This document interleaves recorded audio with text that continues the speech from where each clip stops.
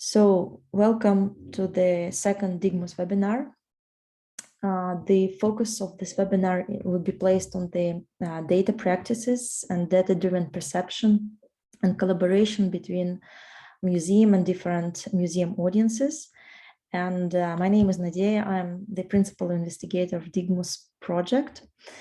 And today the agenda includes three main parts. So the first part will focus on contextualizing of museum data. And it will be led by Dr. Anna Luther. Then we will have a short break. And after that, we have more kind of practical interactive session because we'll have presentation by Pele and Anna Karin about their project, digital models. And at the end, there will be a joint group discussion where you're all invited to share your practices, your experience, and to address your questions to the guests. So I wish you a fruitful and inspiring webinar.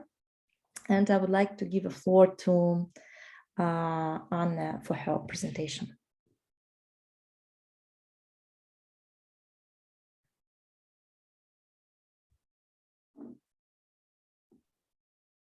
Yeah, thank you very much. Let me share my screen with you. Okay, great. Yeah, thank you for having me here today. My name is Anne Luther, and I'm really excited to be here today to give you an introduction to data, or even a little bit more general to digital possibilities in museums. So today I will focus on three main introductions, namely the social, how is data made in museums, starting with a brief history of digitization and an introduction to terms that lead us to interactions with data in museums. I will also touch on an overview of infrastructure. Let me just set my timer so I'm not sort of overstretching my time here. I will also touch on an overview of infrastructure, so data storage, management, and publishing data in the museum context.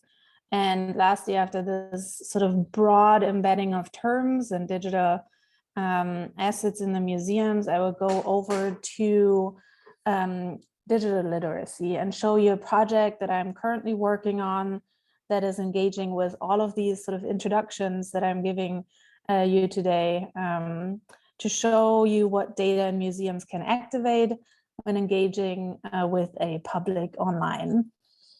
So let me just briefly introduce myself before diving into it. I'm currently one of the principal investigators on Digital Benin, a 2-year project funded by the Ernst von Siemens Foundation and based at the Museum am Rotenbaum in Hamburg. We're currently developing a long requested overview of the Benin objects that were looted in the 19th century by the British from the Kingdom of Benin. We're accumulating data, images, archival materials from museums around the world and bringing our histories and an Edo-centric focus to the platform. So far, we have received data sets from 124 museums in 20 countries for over 5,000 objects with over 12,000 images. And we asked the museums to send us the data in the format that they are saving the data in their internal and published databases, because we wanted to represent the way that these institutions are contextualizing and storing their knowledge about the objects in their collections. So in the project, I've looked at over 124 data sets, data structures, differing standards. I had discussion with personnel in the institutions about their data and started to survey sort of similarities in the data. And this platform will be launched in October, and I will talk a little bit about this at the end of my presentation. Also, let me just share the link to this presentation with you in the chat. So you can access it while I'm talking to you, but also afterwards, because I've left you some links to resources in this presentation. I'm also the founder of the Institute for Digital Heritage. Our cohort is focusing on opening access to digital information about culture, artifacts, traditions, and materiality to empower engagement, learning, and knowledges. A current topic that we're engaging in is digital restitution, but we're also offering data sprints in which we're working with an entire database of museums to build software prototypes, digital project management, training and workshops. And we're also sort of working with the digital development of projects online in the museum context. So before my role in Digital Benin and the Institute, I was the research manager at the Center for Data Arts at Parsons School of Design at the New School, building a focus on data visualization, software development, and interdisciplinary research. And I built strong relationship to academic institutions internationally through fellowships, for example, at the Art History Department at the Technical University in Berlin, and the Price Lab for Digital Humanities at UPenn here in Philadelphia, where I'm based. And through workshops and projects with the Media Lab at Sciences Po in Paris and the Meta Lab at Harvard University.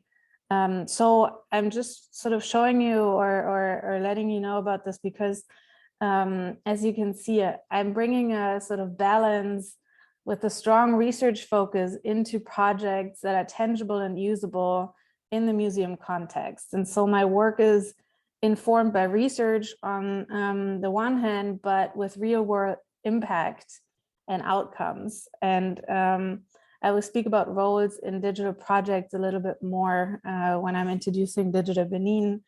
But I just want to sort of show you that the situatedness of my work is within research, technical development, and design. And I'm sort of the catalyst between those three elements that are always part of my work. Sorry, let me just, I realize that I have to share this with you because I know that some of you might want to access. 1 second.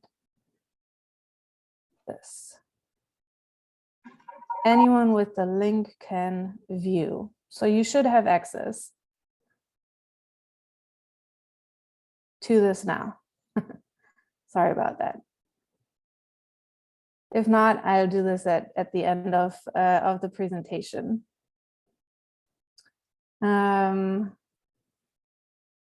So yeah, I'm leaving you my portfolio here so you can also look at these projects after the presentation. And today I hope, today I will take the next sort of 45 to 50 minutes to give you an overview and introduction to the topic, to contextualize data in the museum context. And I'm looking forward to sort of a seminar style or conversation engagement after this presentation. And any questions and comments, of course, are welcome in our discussion. And I'm hoping that we will have a great conversation after this presentation of a sort of more general overview. So I want to start this presentation by giving you an understanding of what digitization means in the museum context. We're currently at the stage where we can build augmented reality engagement in institutions, virtual exhibitions for user interactions at home. But when did this engagement start? And how can we contextualize the data and digital content that is used for these sort of contemporary engagements in the museum? And to understand current digital content in the museum, we need to look at the history of digitization in the museum context. And so I want to read you a little bit of a lengthy excerpt from a text from 1978 titled Museum Data Standards by Robert Chenhal and Peter Homolus, published in the Museum International Journal on Museums and Computers, just to give you a sense of the long-standing history of the discourse that we're engaging in with today. They wrote, I quote, "Very few museums have ever had completely adequate records of the objects in their collections.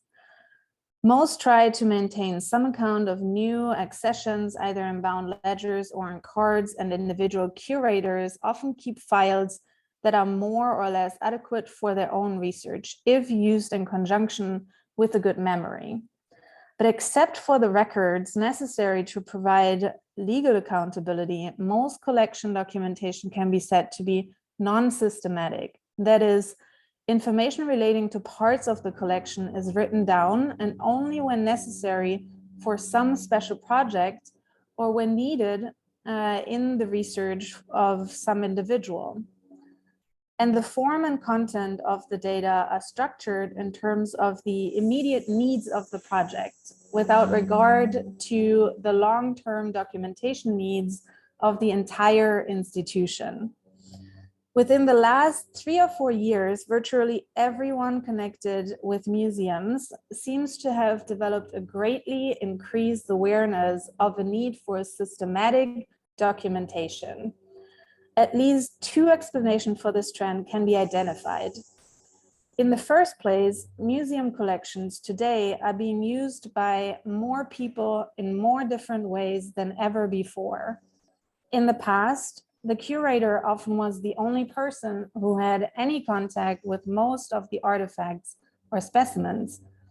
In recent years, museum education, exhibits, conservation, and research have become ever more specialized, and in the attempt to perform these activities in a professional manner, the practitioners of each specialization have had to come to grips with their own individualized needs for information about the objects in the collections.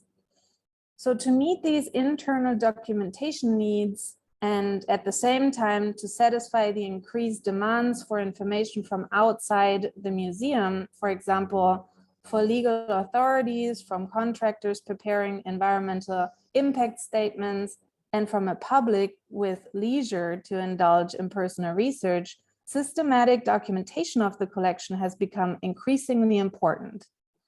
A second explanation for the current interest in systematic documentation is the fact that it is just within the last few years that the widespread availability of computer technology has made it feasible to think about creating adequate records for the millions of objects stored in museums. The computer is only a high-speed, reliable tool, but until it was perfected, the whole question was academic. As recently as 10 years ago, the cost of creating, filing, and controlling the large numbers of cards or sheets of paper necessary to systematically document the collections in a major museum was so great as to be, in practical terms, an economic impossibility. However, with each passing year, computer storage has become cheaper and more reliable, along with the increased need for systematic documentation of museum collections. There suddenly has appeared a new tool to make it economically feasible. So this text is from 1978, and it reads almost like a text that could have been written in the past 5 years. The question of digitization is here related to 2 main problems: the hardware to digitize and the methods of storing information about objects. So today we're also adding software interactions and publishing of these data to the discourse. So what do we mean when we speak of digitization? Digitizing is the process of converting information into a digital format.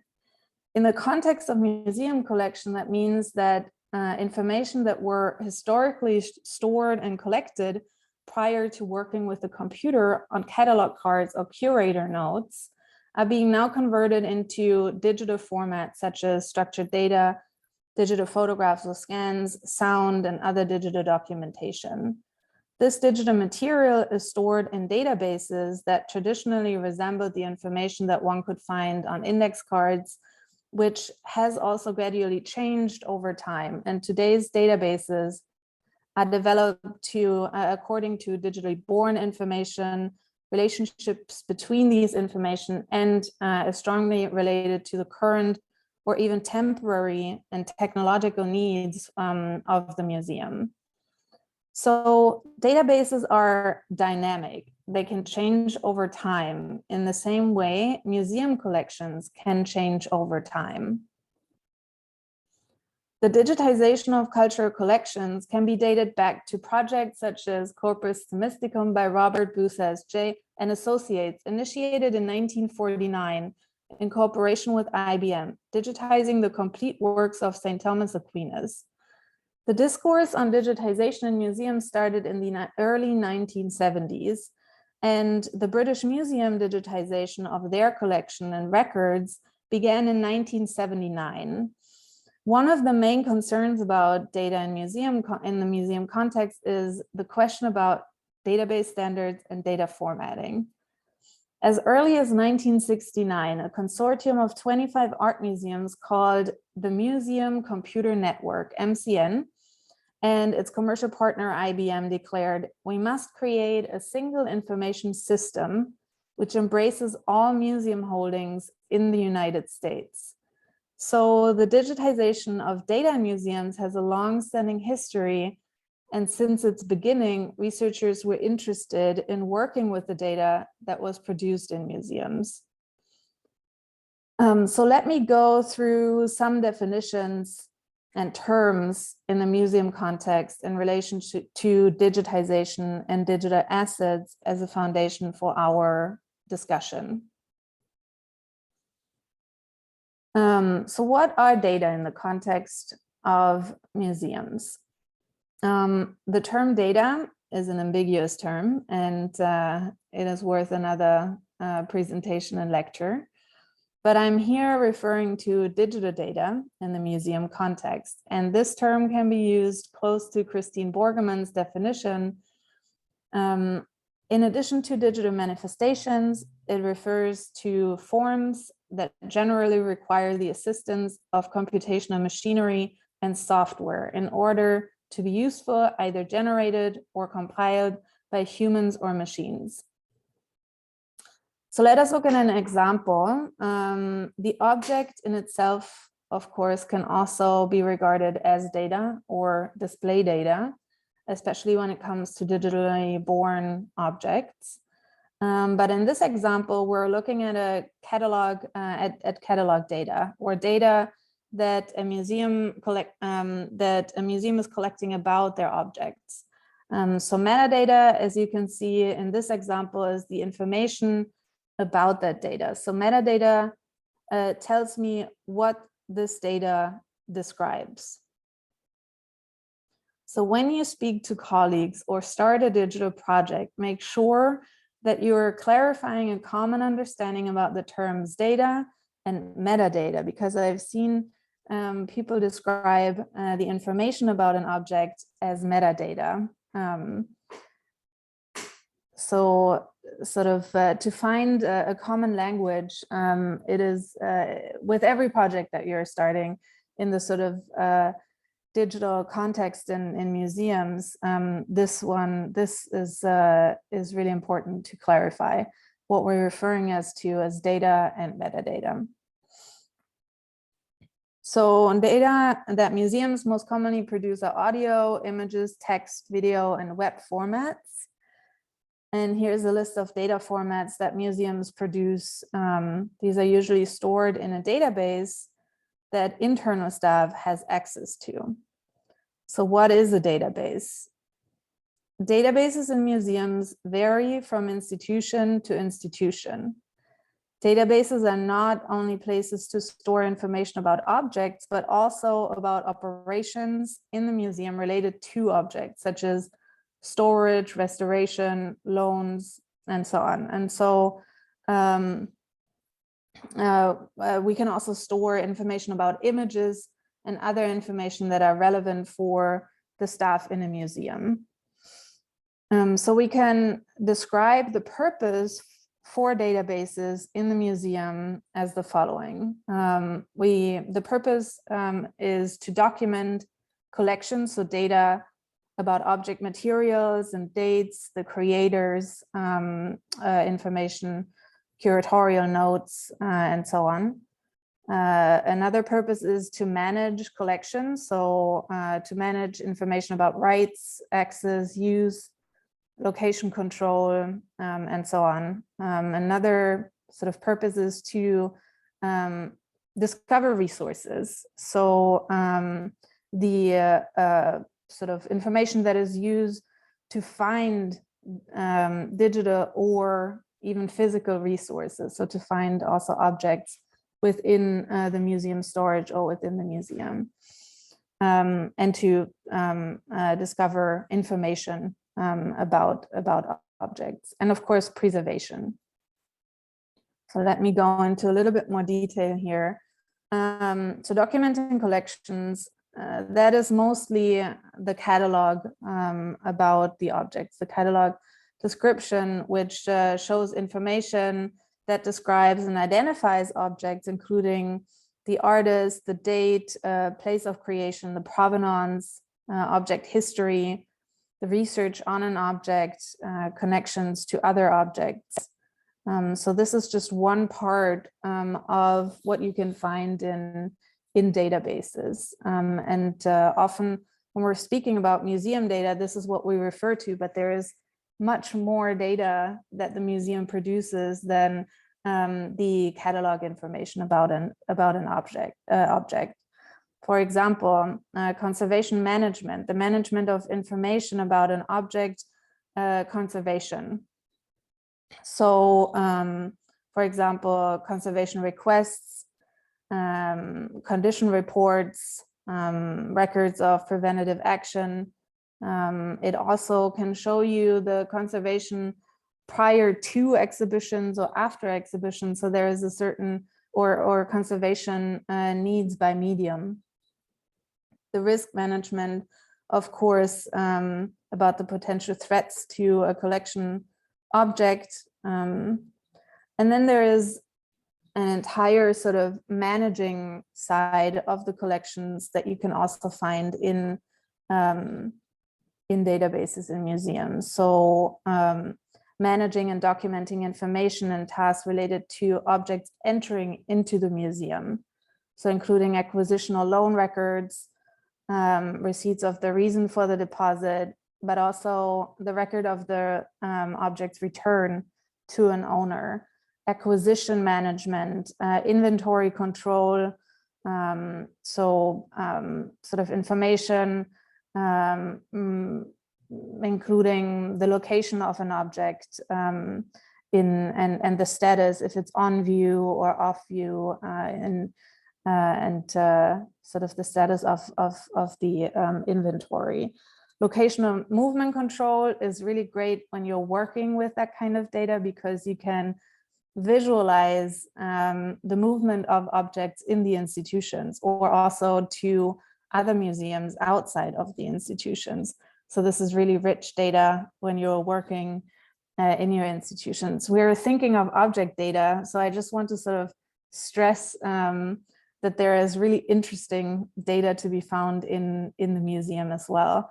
Exhibition management, another great source for digital projects, because you can show relationships of objects, not according to their material or their sort of place where they were made, but rather the contextualization and relationships over time through exhibitions. So of course, the transport and dispatch and shipping, loaning and borrowing, deaccessioning, and disposal. The accession and the disposal is really interesting to think about as a sort of data source for projects, because the conversation about disposal of artworks in museums is often an absent sort of discourse. So to dive into that data, I encourage you to do that as well. So let me just summarize what we've talked about so far. So in the museum context, data is often information to describe an object, or as we've learned, to describe other operations in the museum that is related to an object and that is related to the institution. So metadata is the category of field that this information is stored under. It describes what this data is referring to. Information that have a common set of metadata fields are stored in a database. And databases in the museum context vary in data and metadata standards depending on the needs of the institution. Just a sort of side note again, please make sure before you're starting any project to clarify the terms collection management system, referred to as CMS, the content management system, also referred as to CMS, but is often used in sort of the web or publishing side of data.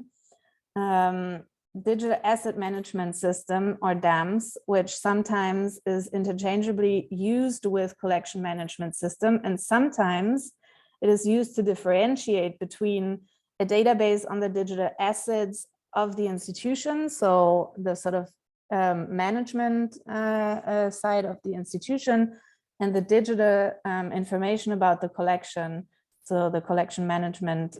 So this is used interchangeably sometimes. So make sure that you are sort of having a common understanding about these differences between the collection management system and the digital asset management system or the content management system, because sometimes they are used in the same sort of understanding and sometimes not. So how do museums produce their data? Internationally, we do not have one standard for metadata frameworks or data in museums. Some museums are referencing standards in their data production. Some museums are writing the data to the immediate need of the person using the database. So what are standards, what are data standards, and why do we need them? Or why do museums use them extensively? Museums use metadata extensively to manage their collections, and metadata standards generally have the following objectives. They are promoting consistency within and between databases. They are facilitating exchange of information between databases, and they are facilitating the migration of data to new systems. And data standards generally can enhance information retrieval.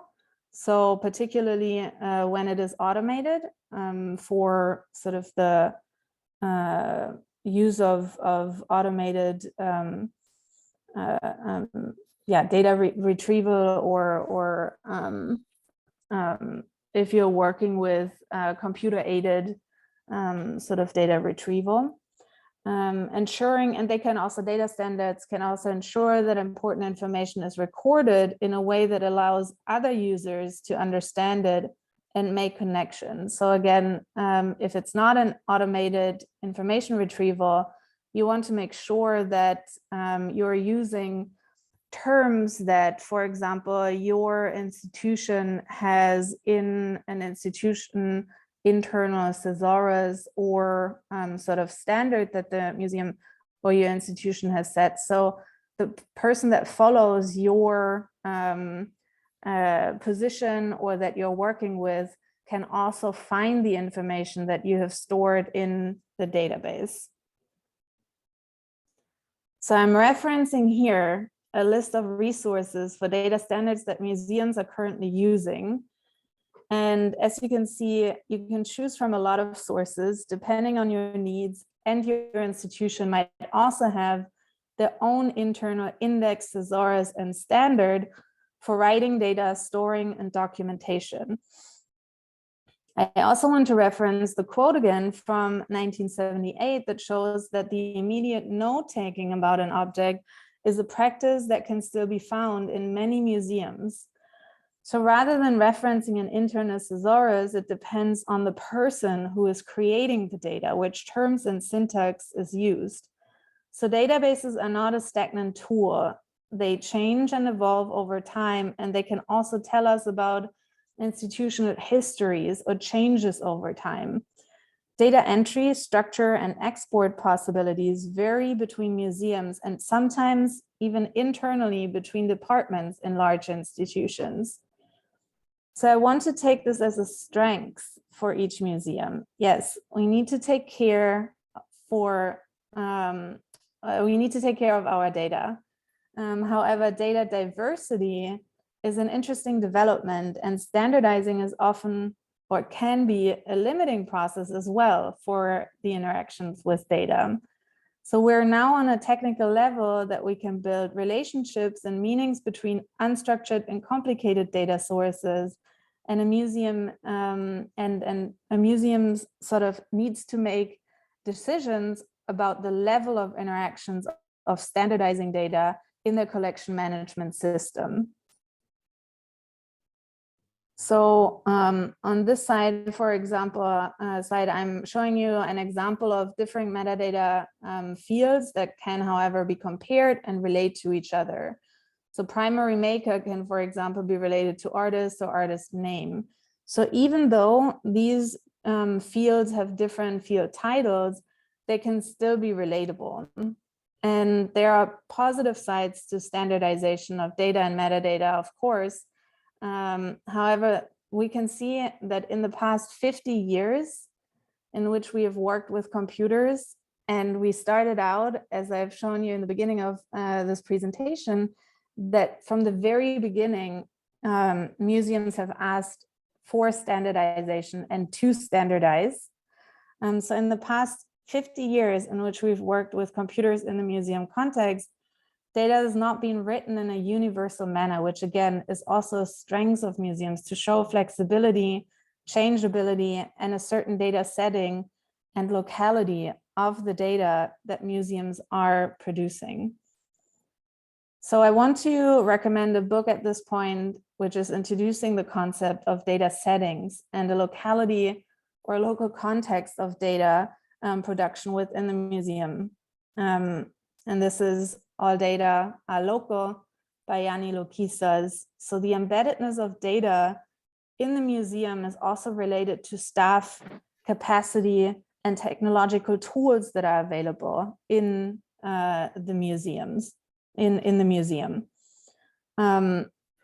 We have many staff members that are interacting with data in the museum context: curators, conservators, researchers, collection managers, storage and operation managers are using and producing data in the collection management system or the database that allows to store information about objects and operations.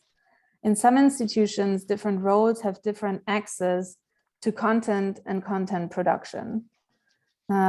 So even if you have one sort of collection manager in your institution that is writing the data, when that sort of position changes, the needs of the institutions might also change, and the wording and the way that the data is written might also change. So looking at a database as a whole over time can show you, for example, the changing or the sort of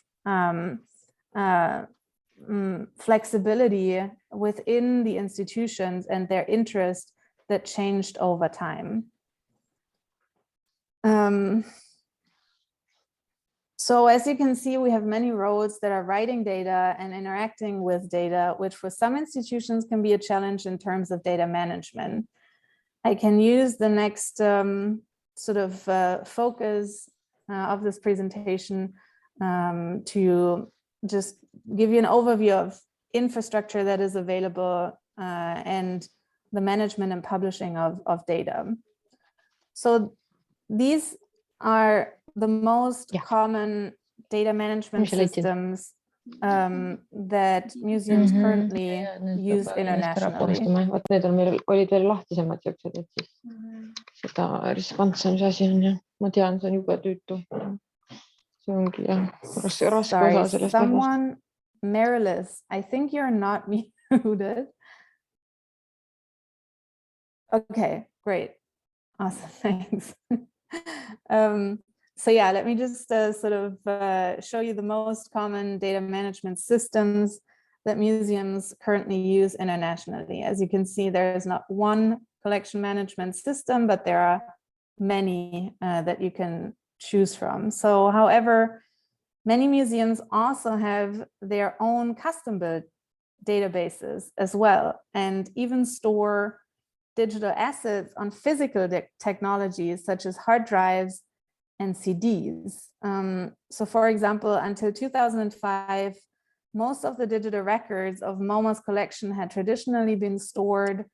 So the Museum of Modern Art in New York had been stored in a legacy collection management system called TMS, short for the museum system. I want to say most of the museums in the United States have used the museum system TMS at one point or the other. Additionally, so in the MoMA collection, there were approximately 2 terabytes of historical and legal documentation on various CDs and hard drives, as well as a digital archive of tens of thousands of photographs, including installation views of exhibitions and images of the museum's building and grounds. In 2010, MoMA merged their different data management systems.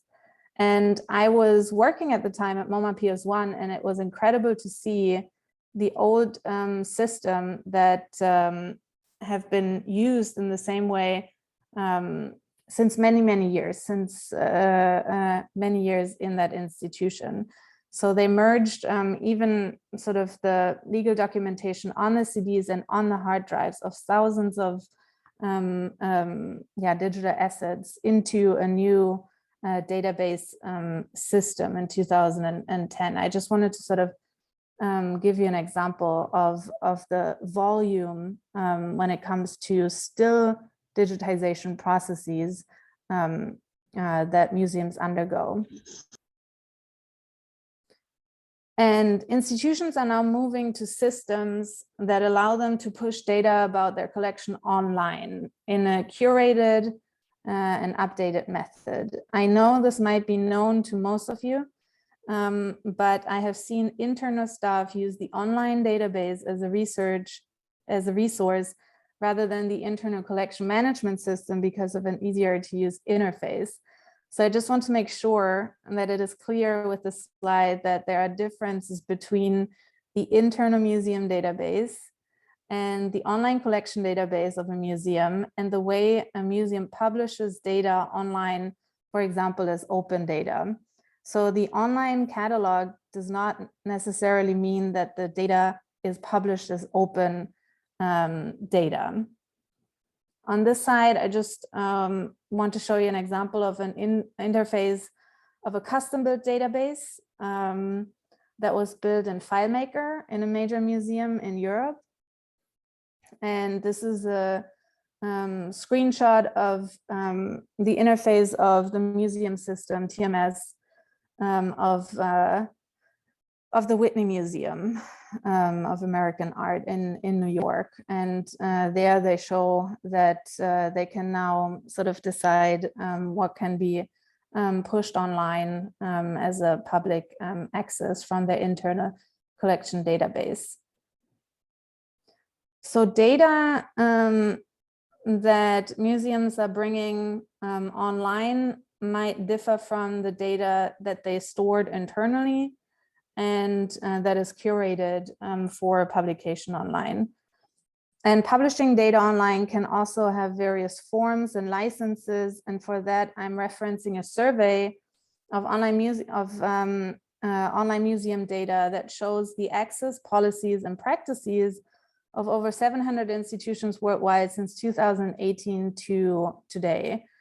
This survey was initiated by Douglas McCarthy and Dr. Andreas Wallace, and is still active and a growing list. So I just want to leave this here as a reference for now, because I know that the approach or even a sort of attitude towards making data in museums accessible can differ from country to country and from institution to institution. And an international comparison of these practices might be interesting for you to explore in more detail. So however, it can be said that making data available online does mean that the availability and openness of the data can be differently shared and can be different from institution to institution.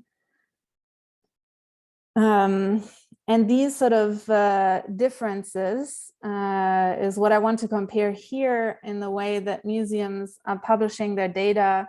I want to compare this with the 5-star deployment spectrum that Sir Tim Berners-Lee, the inventor of the World Wide Web, introduced. So a 1-star can be given to most, not all, but most online catalogs on museum websites, because the data that is published on websites of museums and online catalogs has often a read-only access.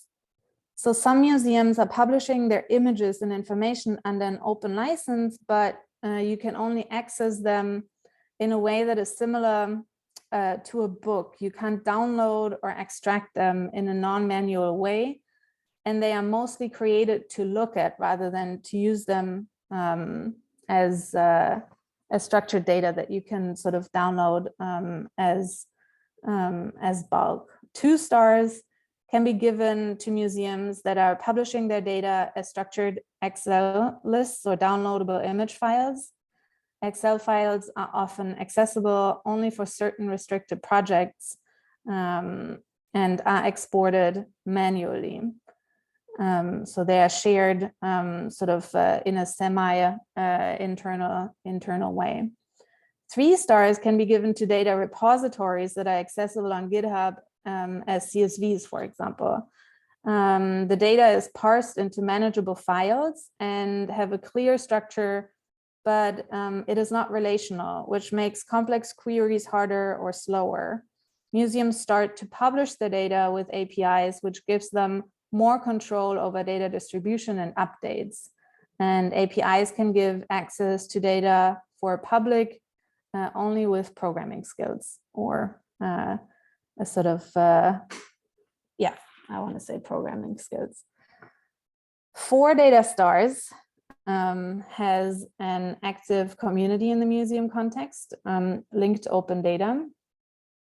And this community is in the museum context working on releasing museum data under an open license, and museum data is mostly released to Wikidata and Getty Research Institute, which are major data resources in the museum context.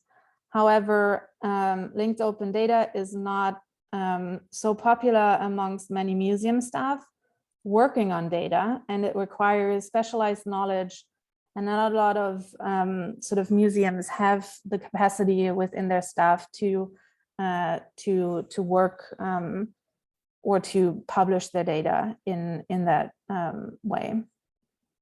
So there's also a consideration to be made which data should be and can be published online or made accessible under an open license, considering access restrictions that some object might have within the community of origin. And this is maybe a topic that we can further walk into in our discussion if this is of interest to you. 5 stars in a connection of museums data to other data. 5 stars is sort of the connection of museums data to other data to give context to their data outside of the museum sort of context.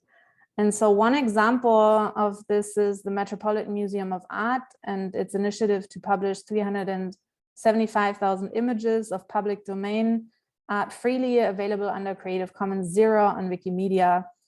One of these images is the work, The Adoration of the Christ Child by the School of Jan Joost, embedded in the Wikipedia entry Down syndrome. The Wikipedia entry is referencing an article in the American Journal of Medical Genetics by Levitas and Reed, suggesting that this early Netherlandish painting is one of the earliest depictions of a person with Down syndrome.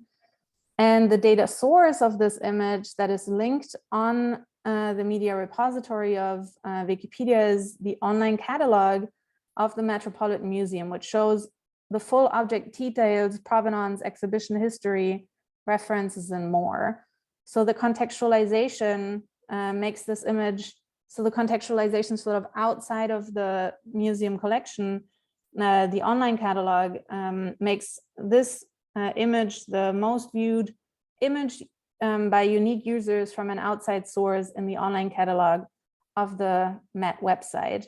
And the contextualization drives traffic directly to the museum's website. I'm just leaving you here a reference if you're interested in publishing data, collections as data, has a lot of resources also for sort of lobbying for this, for publishing data in your institution, in your museum. And so I kind of want to switch now and take like the next sort of 7 or 10 minutes to show you a little bit of what we can do now with data that the museum has produced or even published online. And one example that I briefly just want to mention that you can sort of dive into and look at is the virtual dashboards of the Cleveland Museum of Art. You can see for example, most access works through the different published access points of this museum. It's a great dashboard to sort of see what possibilities or information your institution can get by sort of making their collection available online. And I also want to sort of now take the last minutes of the presentation to show you how Digital Benin has benefited from published data, from internal data, sort of understanding the differences of these data structures and how we've worked with that diverse data that we've received from 124 museums so far. So in 2020, we started this project with a team of principal investigators and a team of researchers and developers, designers, and data stewards that are now all working full-time on this project. So the roles in the project is that I'm the catalyst who is working between the technical side and the research side, managing and leading the project.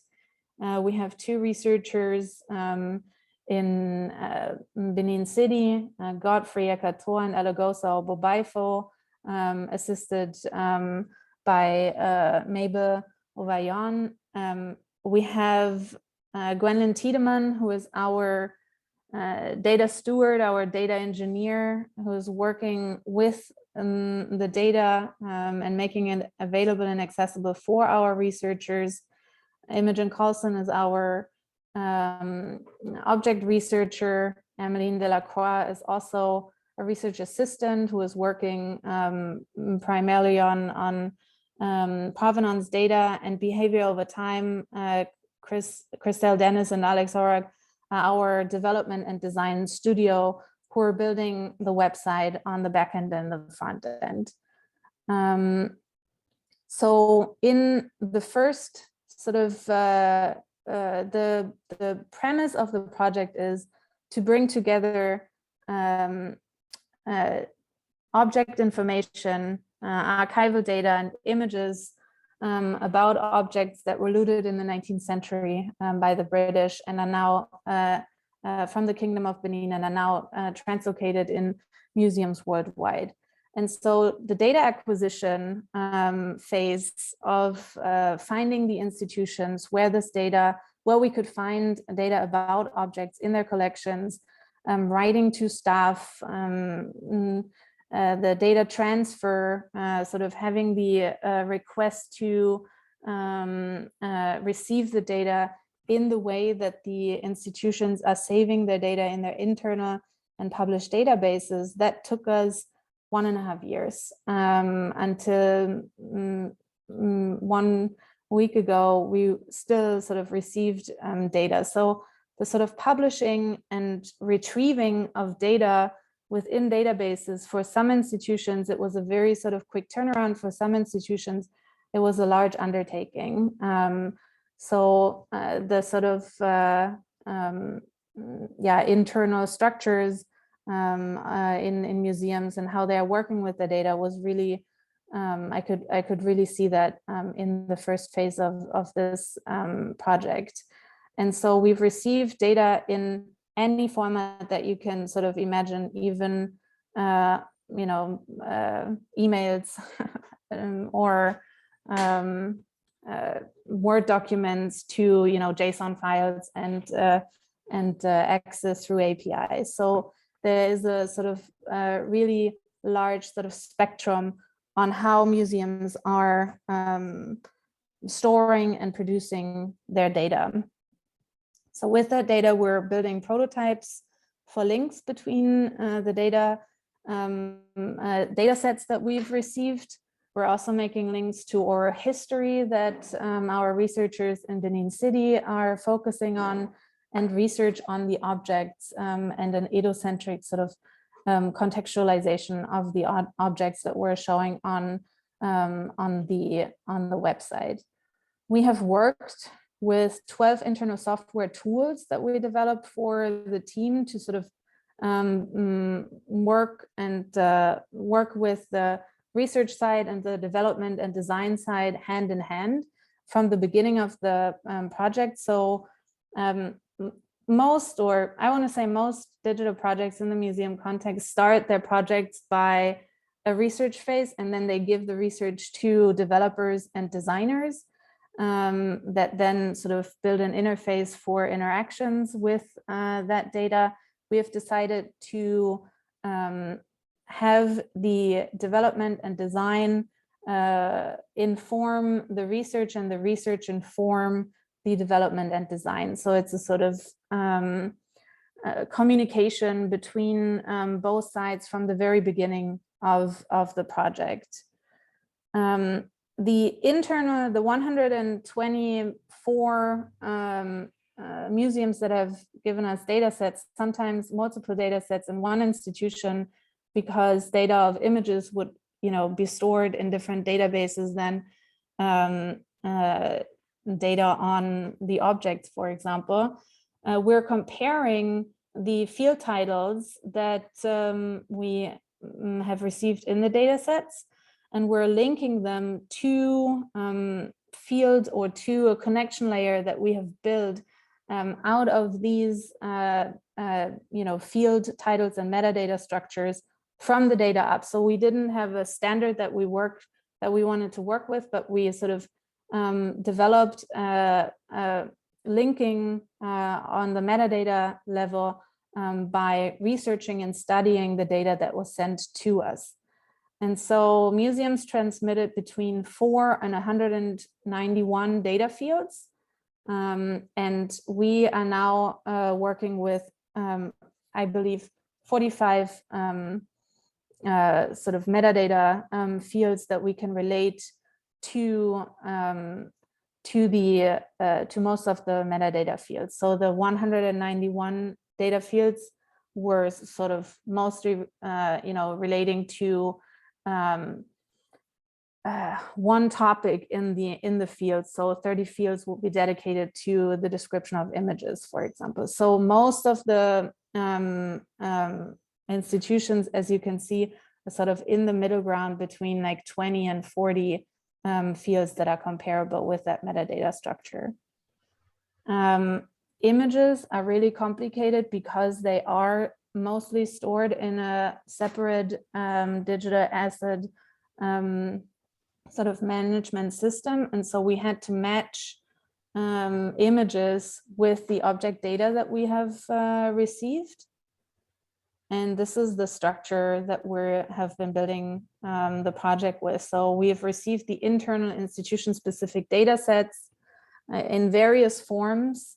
We have manually digitized only catalog cards from museums in Nigeria, Owo, Benin City, and Lagos.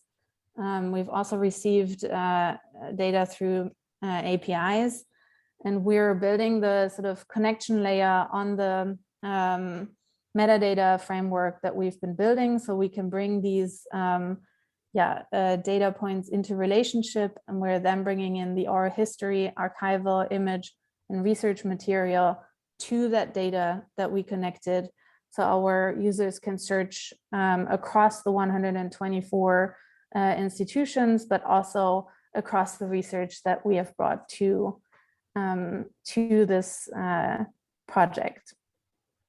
I want to end this presentation by just saying that with this data that we've received, that we're publishing now with different licenses also on the platform, we are able to build an interactive world map of the museums that are participating, that we have identified as relevant for the project, an interactive map of the Kingdom of Benin, so to culturally sort of embed these objects again in their community of origin. We have an object catalog that you can access, search, research, and examine the objects in relationship to each other. It's the first time that a project brings together this dispersed object group.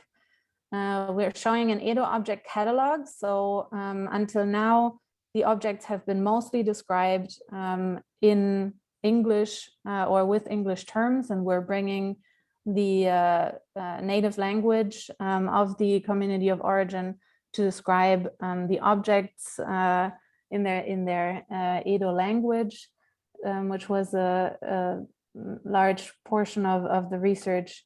We have identified 885 unique provenance names and are linking these names to the objects or the sort of objects that we could find provenance data for linked to the unique provenance name. So we've also built a controlled vocabulary on the data level.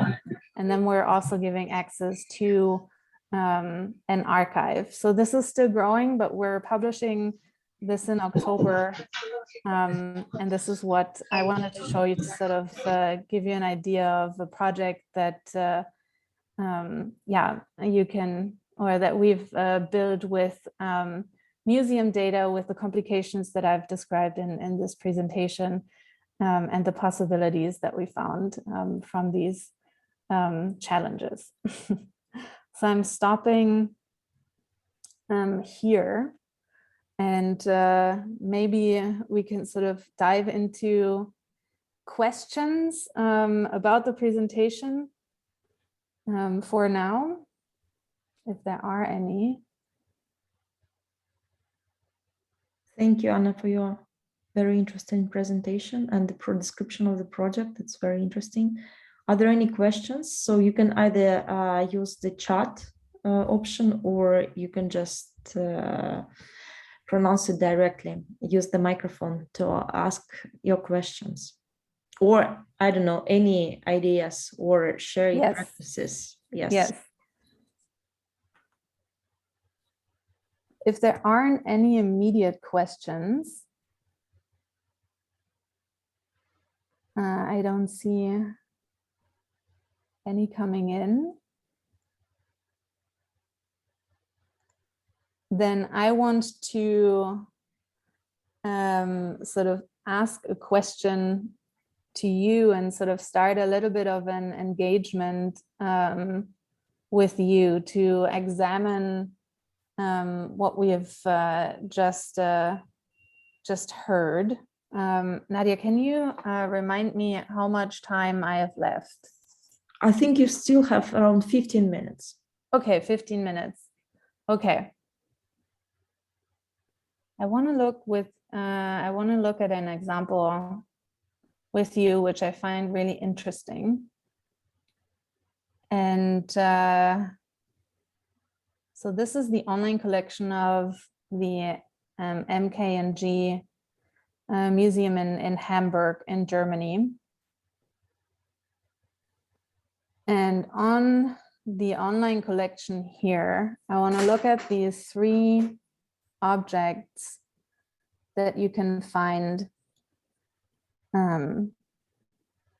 here. And I want to ask you or someone who wants to sort of engage with me, so I don't speak only to you.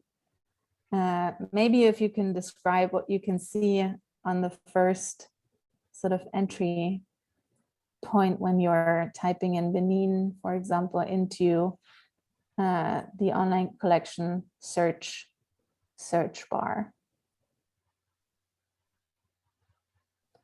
Can you describe sort of the differences between the objects that we can see here?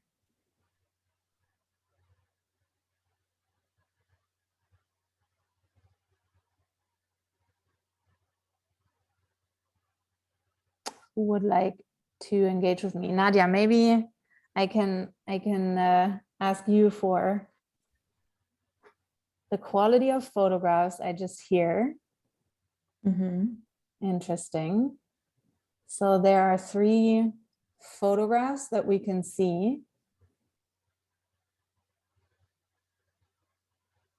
Yes, the question that I'm asking is, what type of object do you think that this data that you encounter here describes? We just heard that they are photographs. They might be 3D scans. Interesting. Okay, I want to sort of bring your attention to the description. Same object, different images. Interesting, yes.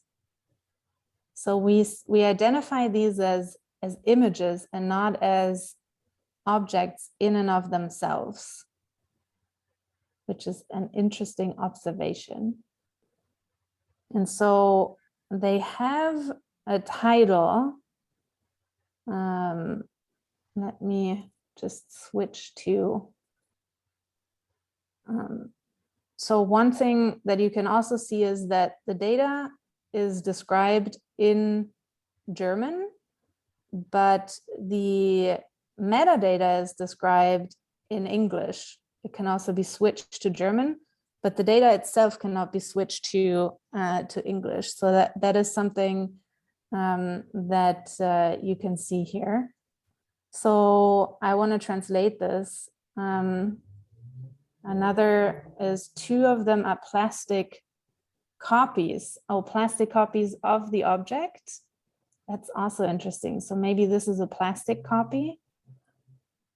Interesting. So for the first view sort of doesn't give us a really clear idea of what the object might be that we're looking at. So here it says the object type is photography. And it says that the material is a glass negative. And the technique is a black and white negative process. So what we see here is not a photograph, but it is the actual recording in progress. Oh, now I'm here. Yeah. It is the actual image of the glass negative. I'm going back. Of an object that has been photographed here. So the object that we saw before is the glass negative. And now this is a photograph of the object. So the image that we're seeing is the image of an actual photograph. And here in the online database, it is not described as the digital image, but it is described, what we see here, is the object that this photograph shows. Right, so this is a sculpture, and the material is bronze. The technique is bronze casting. It describes the dimensions. It describes the classifications, the subject matters. And so I just want to sort of bring that as a sort of thought experiment to you on how you describe your data, because as you have identified correctly, these are not, these are images that we see here. This is a digital image of an object. This is a digital image of a glass negative. However, the data that we see here in the online collection does not describe the information, so the data about the digital image, but it describes the information, it describes the object that we can see in the image. However, there is a little bit of a discrepancy because here on the first sort of objects that we see, it describes with the title the objects that we see in the object. But however, the data that we see is the object in and of itself, which is the glass negative, and not the sculpture that we see in on this glass negative. So it's confusing, but it's also interesting. I just saw this as a comment and as an engagement with you. It is confusing. Okay, ich habe nur was eingeräumt. So I just want to sort of raise this awareness when you're sort of looking at an object and you're looking at the digital asset of that object. What do you describe in the data? Ich habe alles vergessen, ich kann nichts mehr gerade. Sort of what you're describing in the data that you're on one hand bringing into your own database, but also that you're publishing online. So is it the object that you see in the image? Is it the material of the object that you're photographing, or sort of is it the image that you're describing here? So this was one sort of example that I wanted to show you.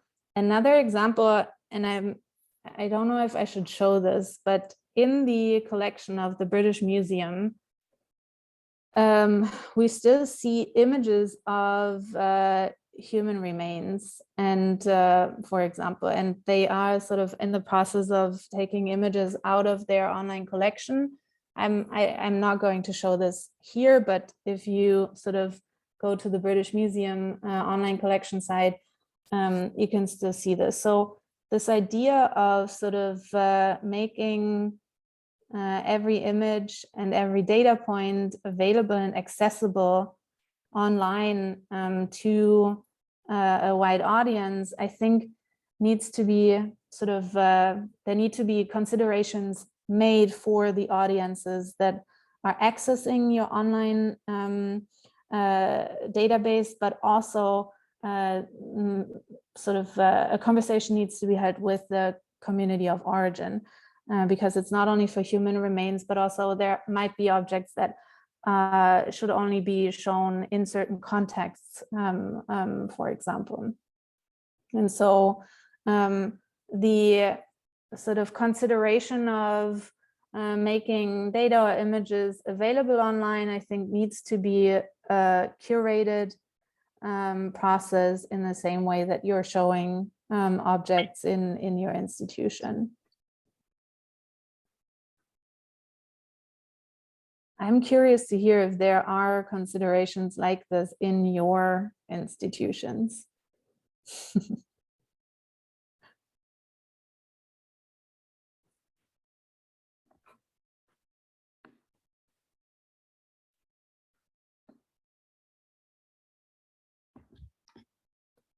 Anna, I see that Anna Stowe. Yeah. Yeah, hi. I don't work there anymore, but I used to work at the World Culture Museums in Gothenburg.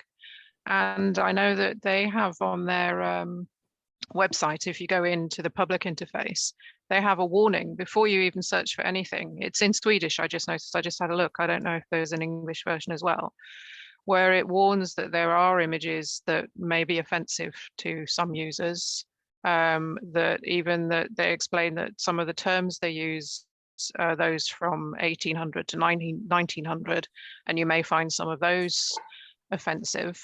But how do you feel about that kind of thing? If there already is a warning, that then they're giving the user the chance to decide if they want to go further. Yeah, it's a consideration that, of course, every institution sort of needs to make if they want to show a historic embeddedness of their collection. I think that it's the strong sort of other side of this is that the museum also, the institution can also show the work that has been done since. Mm-hmm. So if the institution just shows, look, this is our historic sort of wording, but there is no sort of, and this is what we have done since, I find it a little problematic. Okay. Yeah. Interesting. And you said about the British Museum showing human remains on the website, but do they also, I don't know, I haven't been there for a long time. Do they have human remains on display in the museum as well? I'm not sure. No. I'm not sure. I've only sort of had this discussion about the digital information and assets images.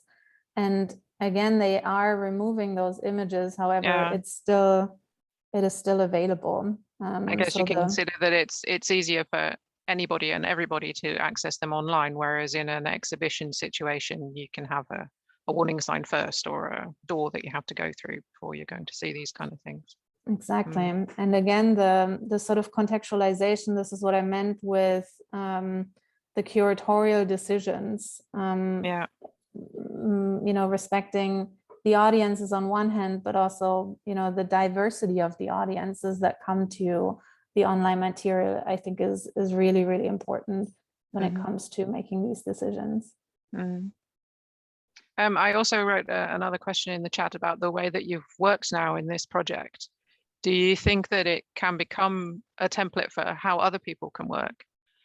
I know that there's people working on like where the National Museum of Brazil burnt down, that they're trying to refill that digitally, that they could maybe follow in the footsteps of the Benin project and work in the same way? Or is the variety of material and information that you get in is just so vast that you're going to have to work on it individually anyway?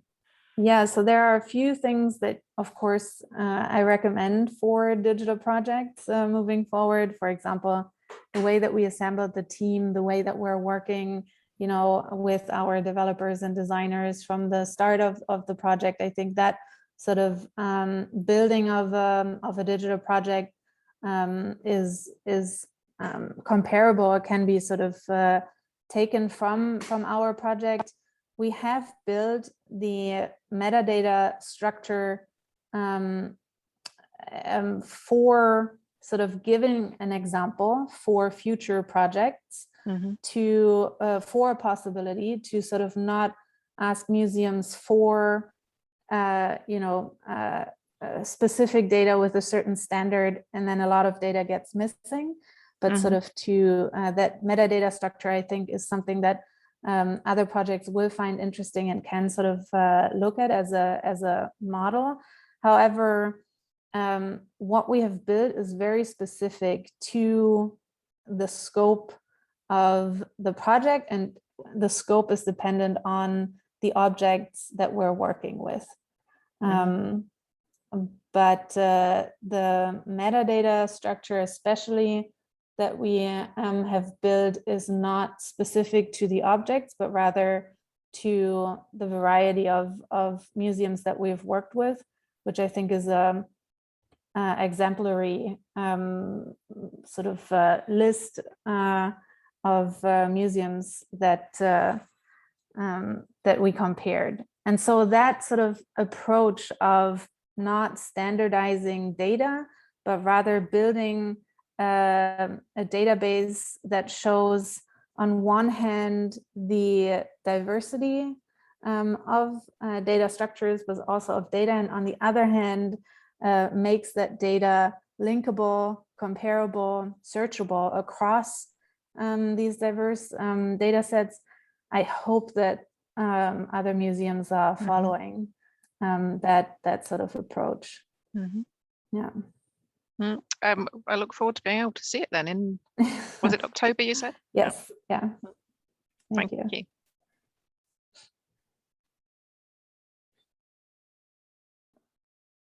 Thank you, Anna, for your questions and your feedback. And thank you, Anna, for your presentation. Are there any more questions or comments?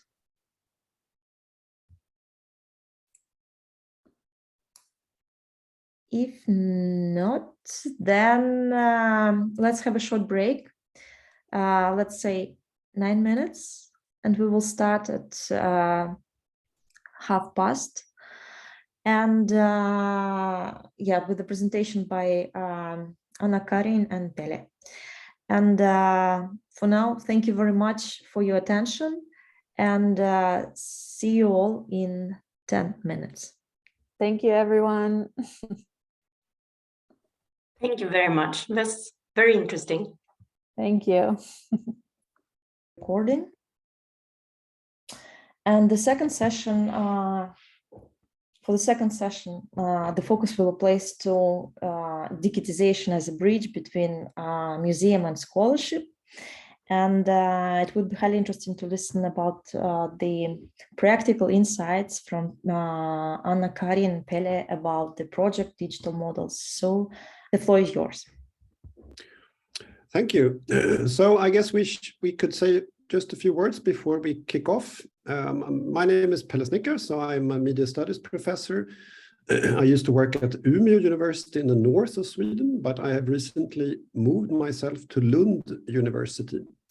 But the project that we will talk about was a collaboration between the Technical Museum and Umeå University and the Digital Humanities Hub, HumLab. Anna-Karin, who are you? Well, sometimes I ask myself that as well. Today, I'm working at Skansen as a collection manager. And I also work with the collaborations councils of the National Swedish Museum, the Swedish National Museums, within a small work group focusing on digitizations of the collections. So, but today I'm here about mainly, at least, about the digital models. In your old role as digital coordinator at the Technical Museum in Stockholm. Yeah. So the plan is I will say a few words initially about the project, and then Anna-Karin will continue, and then I will say a few concluding words, something like that. And I think we had some 40 minutes, I think. So I think we will manage. Okay, so I will now share my screen. And do like this. Okay.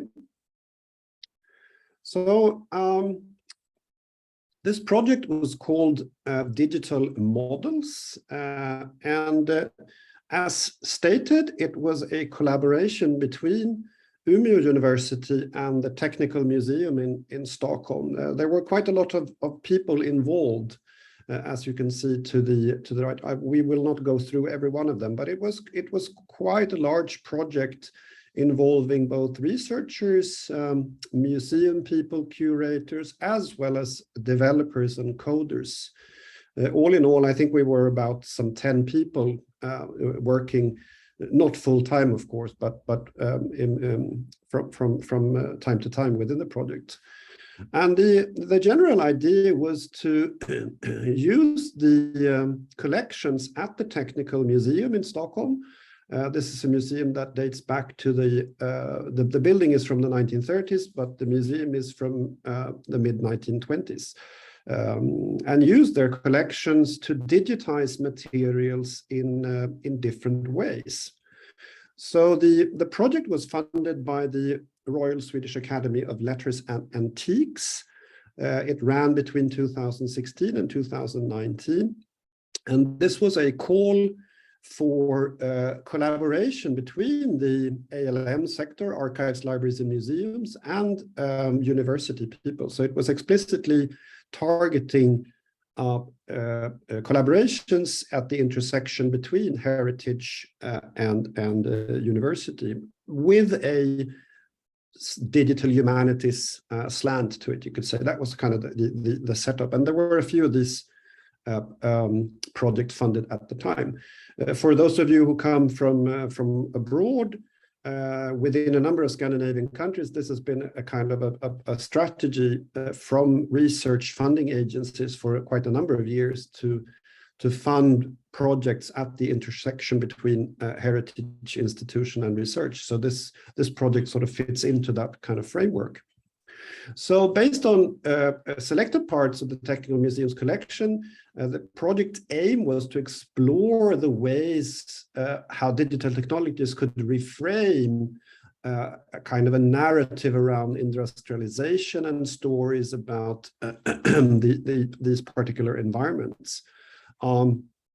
And what is mostly interesting here, I think, is that the project used 3 different cultural heritage perspectives to examine the specificity of digitization and its potential to bridge research, institutional heritage, and interest from the general public.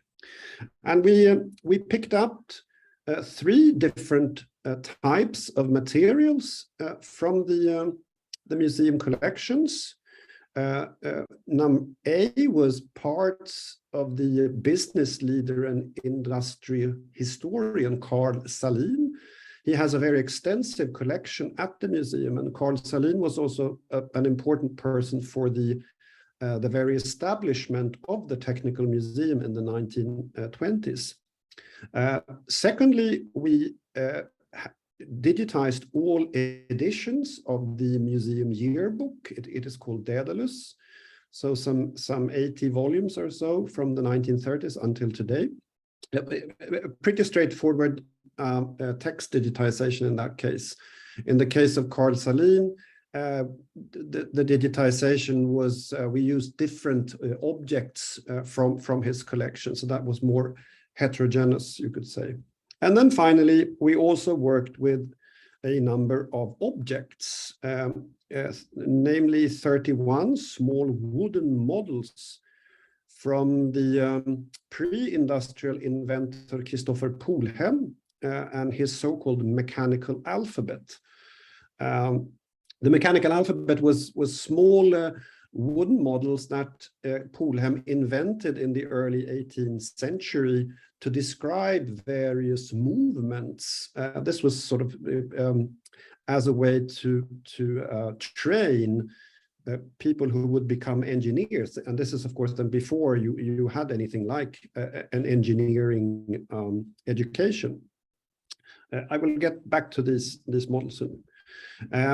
The Daedalus textbooks was pretty straightforward. I will come back to that in my conclusion after Anna-Karin has made her talk. But let me focus on one aspect. So one aspect of the project was devoted to a kind of, you could say, meta-museological perspective. Both Carl Salin's collection, which was important for the establishment of the museum, as well as this mechanical alphabet, since these small wooden models were perhaps the most central object when the museum was set up and inaugurated by a man called Torsten Altin. Torsten Altin was the kind of the founder of the museum in itself. And he was very proud of these small wooden models. They look like these. These are then actual models, and there are some located at the Technical Museum in Stockholm, others also at the Mining Museum in Falun. Torsten Altin, the founder of the museum, argued that they were very, very old. They were probably not, but they were sort of important object for the history of the museum. Okay, so what did we do? Well, in order to investigate the specificity of three-dimensional scanning, rendering, and modeling, we decided to apply 5 different forms of digitization or visualizations of Polhem's mechanical alphabet, executed in altered media modalities. So in order to sort of give you a kind of an idea what the project was about, it was very explorative and geared towards investigating various ways on how to digitize objects in this case. So we developed something that we called stupid scanning, where we used an ordinary iPhone and some simple software to repeatedly photograph one of Polhem's model. It looked like this. I took these pictures. I was just walking around one of the copies of one of these models.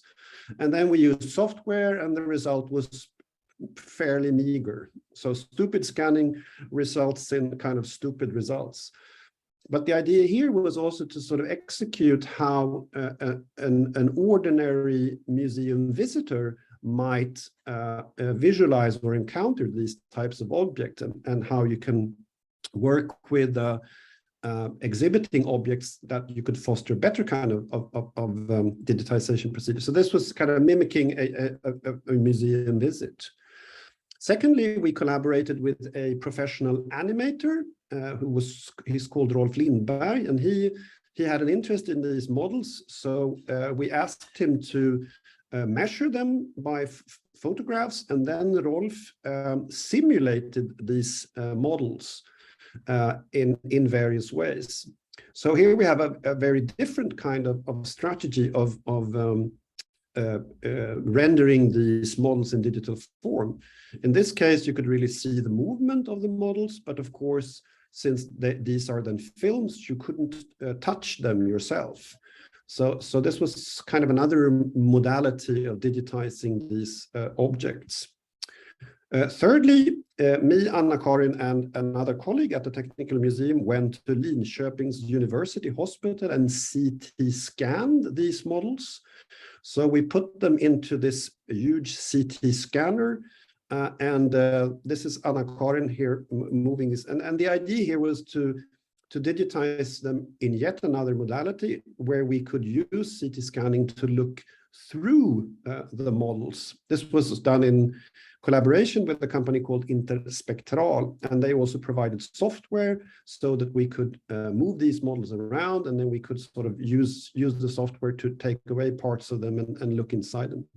Now, these were wooden models, so there was not that much to see inside them.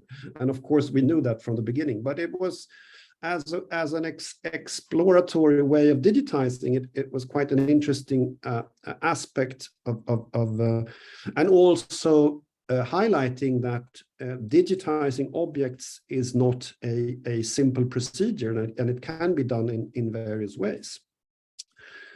We also collaborated through Anna-Karin's help with students who used photogrammetry to make 3D visualizations of these models. They worked quite intensively at the museum for a few months, and a number of these were then uploaded onto Sketchfab, where you could see these. So this was yet another way of visualizing or digitizing these models. Finally, at Humla, we decided to remodel Polhem's mechanical alphabet by building a virtual reality model. So you have lots of models here for in a VR environment. And the idea here was to sort of basically, in a very basic way, replicate the Royal Swedish Model Chamber, where these models were presented in the mid-1760s or so. And we used the software Unity here. This was done by developers at Humlab up in Umeå. And the idea here was then that you could both physically see these models as well as touch them. Initially, we did have some problems with our models. You could move them, but suddenly they fell apart, and the models, it's unclear where they went. They disappeared in virtual reality. But finally, we were able to make a simulation of these models. This was a very short description of the kind of the setup for this project basically one could argue that the project is a good example that digitization is not one activity. It can involve very different types of setups. And with that, I will leave over to you, Anna-Karin, and I will pause my. So you can now share your. Yeah, thank you very much, Pelle. Let's see. Yeah, you see? Yeah, great. Yes. Thanks. So, yeah, it was a very interesting project with many layers. And Pelle has talked about the digital models from his perspective as a project manager and researcher. And what I think really was the most interesting thing with this project was that we tried different ways of digitizing, and also that it was a combined research and digitization project with the main purpose to actually explore the possibilities of digitization as the bridge between researchers and memory institutions. So during this project, I was the curator at the Tekniska Museet, or the Swedish National Museum of Science and Technology, which is the long name for it officially. And I was the project coordinator of digital models, and therefore I was, of course, very much involved in the practical parts of the digitization. So I will tell you a little bit about that, some challenges, some lessons learned, and how we have used our experiences from digital models today. And as we look back, it's very interesting to see the more long-term effects of the project. And of course, we put great emphasis on method development and exploration of the digitization of collections as such. And that has given a massive boost to the museum's digital maturity, as well as to my personal understanding of digital heritage. So as Pelle explained, the project was organized as different case studies, so to say. Carl Salin's archive, where we practiced large-scale basic digitization, the Daedalus yearbook, high-quality scanning, and OCR interpretation and indexation, and of course, Christopher Pullen's mechanical alphabets, that was 3D scanning using different methods. But because we also wanted the public to be involved, we created a fourth case, the museum case, hoping to engage the public with work-in-progress activities. Amongst other things, the project had a website with a blog where both researchers and the museum staff updated regularly. We also carried out part of the actual scannings on site in the museum's exhibitions and let visitors ask questions and talk to us while working. And finally, we also produced an anthology and an exhibition presenting both results of the research and the digitized collections through various digital experiences that were created within the project. Let's see.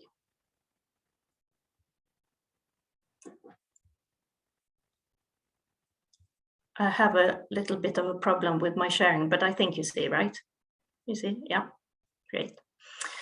So as already mentioned, the overall purpose was to examine the specificity of digitization and its potential to bridge research, institutional heritage, and an interest from the general public.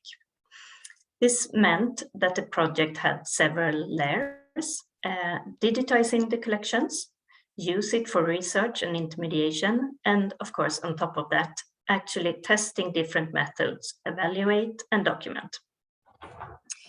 In order to do all this, it was vital that the members of the project group, as you saw, Pelle showed us, it was quite a big group. It was very important that we met often, discussed different possibilities and made joint decisions.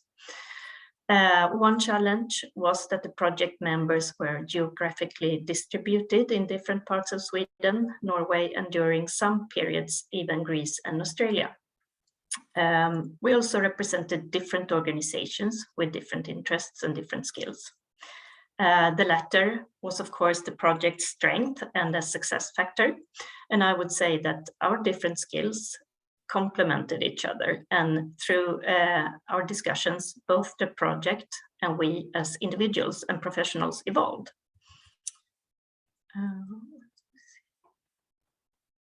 There we go.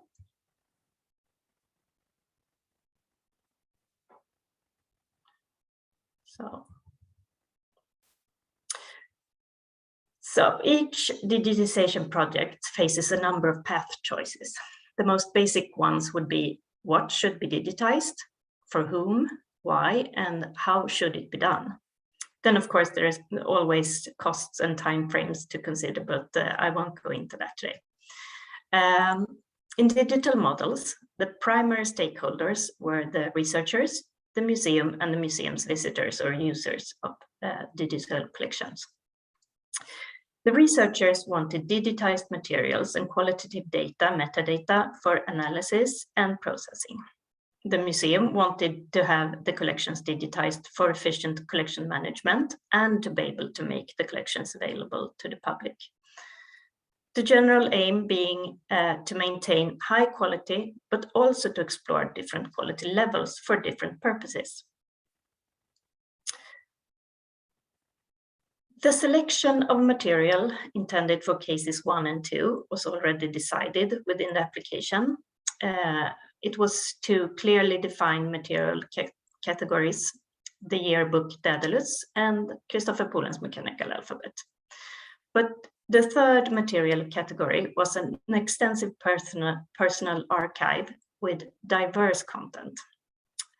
And of course, we could not digitize everything, but at the same time, we were aware that what we did not choose was thus omitted, and we had to decide what was a critical amount for the corpus of data to be used for text analysis. Thus, it was especially important that we made the selection together, considering all our different needs.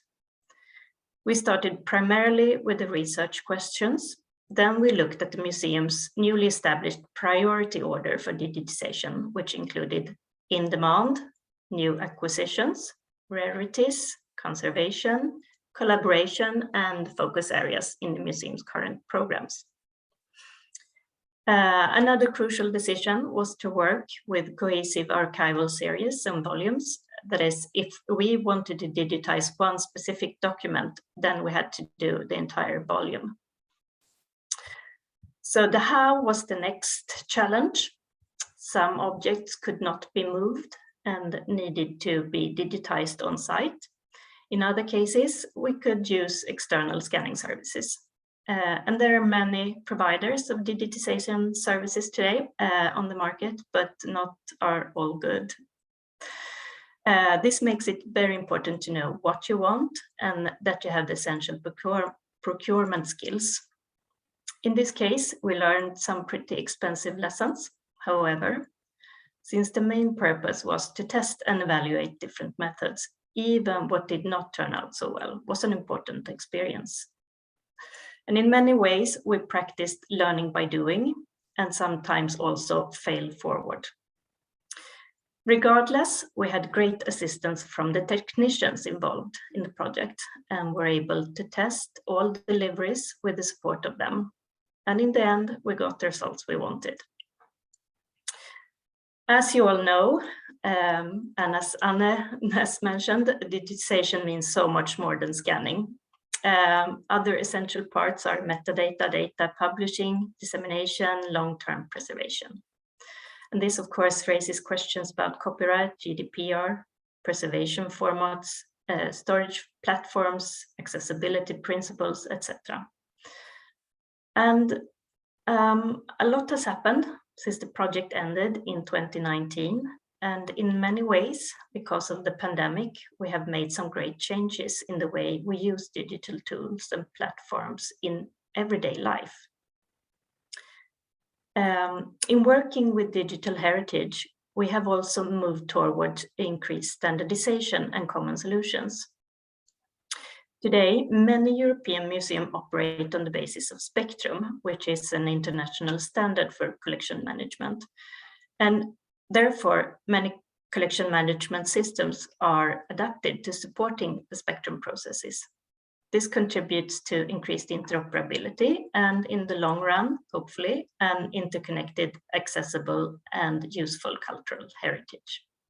But there is still a lot to be done. One important issue, for example, for the Swedish museums is long-term digital preservation. And we hope that that need might be met in some way by the Swedish National Archives becoming a national platform and service for this.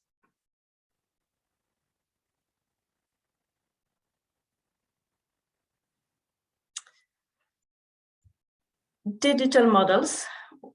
The project was sometimes very challenging, but it was also fun and rewarding. And I thought I'd share some insights from the project linked to today's questions, or the questions of today's program. So how can qualitative data be designed to be best used in research? Well, this obviously depends a lot on the researcher's needs.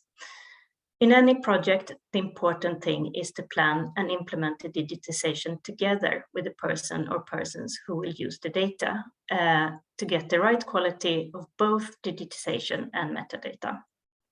And there is no single best solution, partly because the needs are very different, and partly because technology is constantly evolving and offering new possibilities. At the same time, we need to make sure that all our material is available, or at least as much as possible for the researchers and other users to even know that it's there.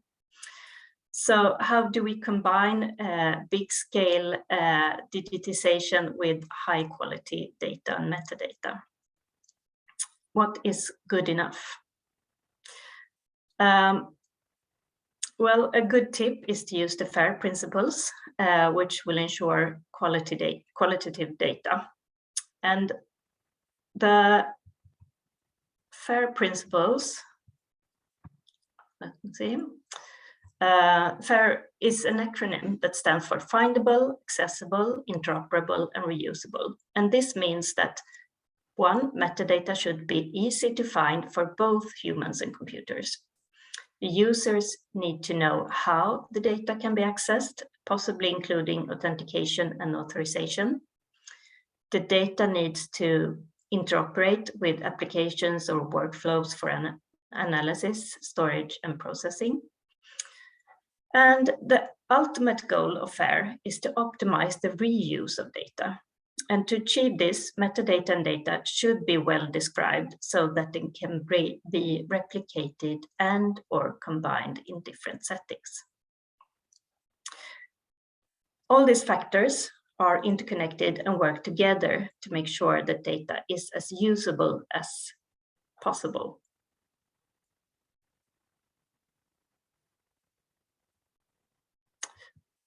So, what digitized museum collections can be used for? Pelle has given some examples from digital models, and I think it's only really the imagination that sets the limits. Many researchers believe that our collections in digital form are unexplored treasures that only increase in value the more they are researched and used.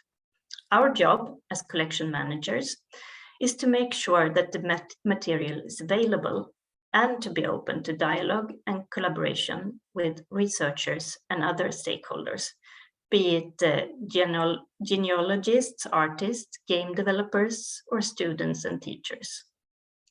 We need to appreciate the unlimited possibilities of cultural heritage data as a common resource.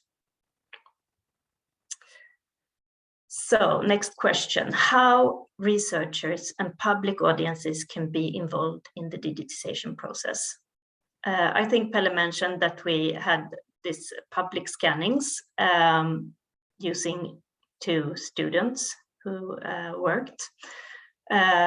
And I also talked about the importance of researchers being involved as requirement setters through the digitization process. But other ways to involve users, for example, working with co-creation and crowdsourcing communities. I think that extensive knowledge is available outside museums and academy, and an interested public can contribute to improving the quality of our data and also add important knowledge. We need to become better at utilizing that knowledge and promoting interest in using and developing our collections. Final question or questions. What digital competence are needed for museum professionals and how they could be supplied? This is a very important issue for many museums today, I think, and there is no simple answer to that question other than that, yes, there is a great need for so-called hybrid competence, that is combined competence in cultural heritage and in digital skills.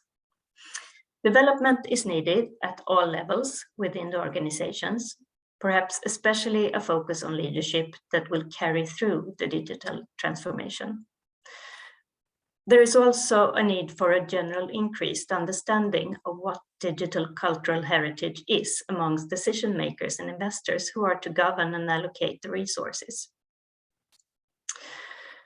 The next question is how we develop these skills in the short term and ensure a long-term supply of skills. It's clear that efforts are needed at many levels.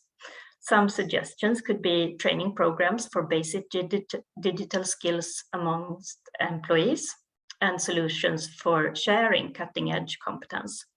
It could also be mentoring programs and also in the long run, direct collaboration with the educational system to design formal museum trainings for hybrid competencies. I would say it's thus about efforts at the individual level, as well as at the organizational level and the social structure.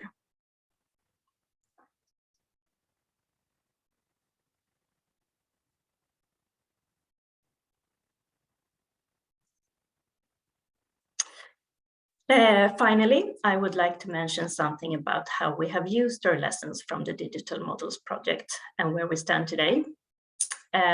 Some of the most significant insights from the project, I would say, are quite basic.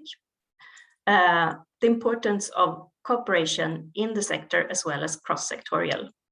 The need for competence development in cultural heritage digitization, that is hybrid competencies. The benefits of working based on common standards and platforms. And of course, a well-working common digital infrastructure. We know today that no single organization can solve all these challenges that a digital transformation entails. Therefore, we work together with these issues within the network organization of the Collaborations Council of the Swedish National Museums. The council consists of 13 state-funded museums with a common national responsibility. So with the support of our experiences from digital models and other significant projects, the council has developed a common vision for digitization. It looks like this. And the vision is not yet formally translated, but I made a simple translation for this presentation. So it says, several museum organizations, one collection, endless possibilities. With the user in focus, together we create new conditions for activating, co-creating, and exploring our collections digitally. So what does this mean then? The vision is a 5-year plan containing 4 focus areas. That is common infrastructure, competencies and skills, financing, and management and governance.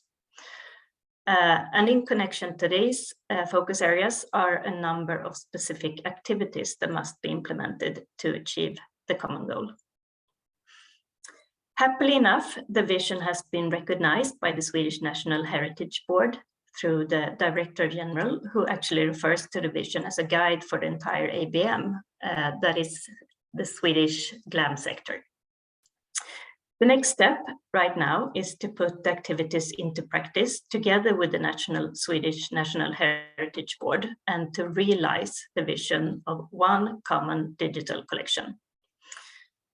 So now we have gone from the startup of the digital models to where we stand today. And I have to say that it's very satisfying to see the long-term effects that digital models has contributed to, even if it's just a small part in a very large puzzle. So for those who are, for those who want to know more about digital models, the anthology is freely available to read and download. And for those who are interested in the Central Museums Corporations Council and the Vision for Digitization, it can be found on the Swedish Museum's website. And I add some links on my final slide, but I can also put them in the chat if anyone wants. So thanks a lot. Thank you very much for inviting me, and thanks for listening. Thank you, Anna-Karin. And then I will say a few short concluding words. Is that okay, Nadia? Yes, sure. Yeah, it's let's see here if I can share my screen again. Voila. This is where we left off. Okay, you can see it now. Good. So just from to finish this off from a kind of research perspective, that as Anna-Karin said, the project resulted in enhancing the knowledge of digitization activities in a number of ways, not only paper-based but also objects, as we talked about. But it was also, as well as the exhibition, I should not forget to mention that one, which has been at the museum for quite some time. But it was also important for me as a researcher, or the researchers within the project. And I want to sort of say a few final words about that, because one of the benefits of this project was that we learned how to deal with textual data in a new way. The idea to digitize the museum's yearbook, Daedalus, was that it was a fairly good textual product, white pages with clean black print on it. And previously, me and a number of my colleagues at Umeå University, we've been working with textual data gleaned from newspapers, older newspapers, and in those, with that material, we hardly couldn't sort of make any sense of it. So this was much better. We did have a lot of problems initially, we should say. Anna-Karin didn't mention that, but we worked with a number of companies where the OCR was really bad, as you can see here. So we had to work a lot with the getting better OCR quality. But I would say that at least from my perspective, is that all digitized heritage collections, they need to go through some form of data curation to meet research criteria. And you all, of course, know this, but it needs to be stressed over and over, I would say, especially from my perspective regarding textual data, that it's not enough to just have the PDFs there. You need to structure the data in various ways. And this kind of curation, data cleansing, filtering, enriching, etc., is a process which I would argue that the ALM sector, archives, libraries, and museums, needs to think about much more than they do today. an experience from the digital model project was that the process of data curation is a central task for all libraries and museums, and the digital models project in our case has been really important regarding that. In fact, it's the experiences that we made from this project was led the foundation for another project which we are currently working with, which is called Welfare State Analytics. And it's not a collaboration with the Technical Museum, but it's basically the same type of researchers that were involved in the previous one.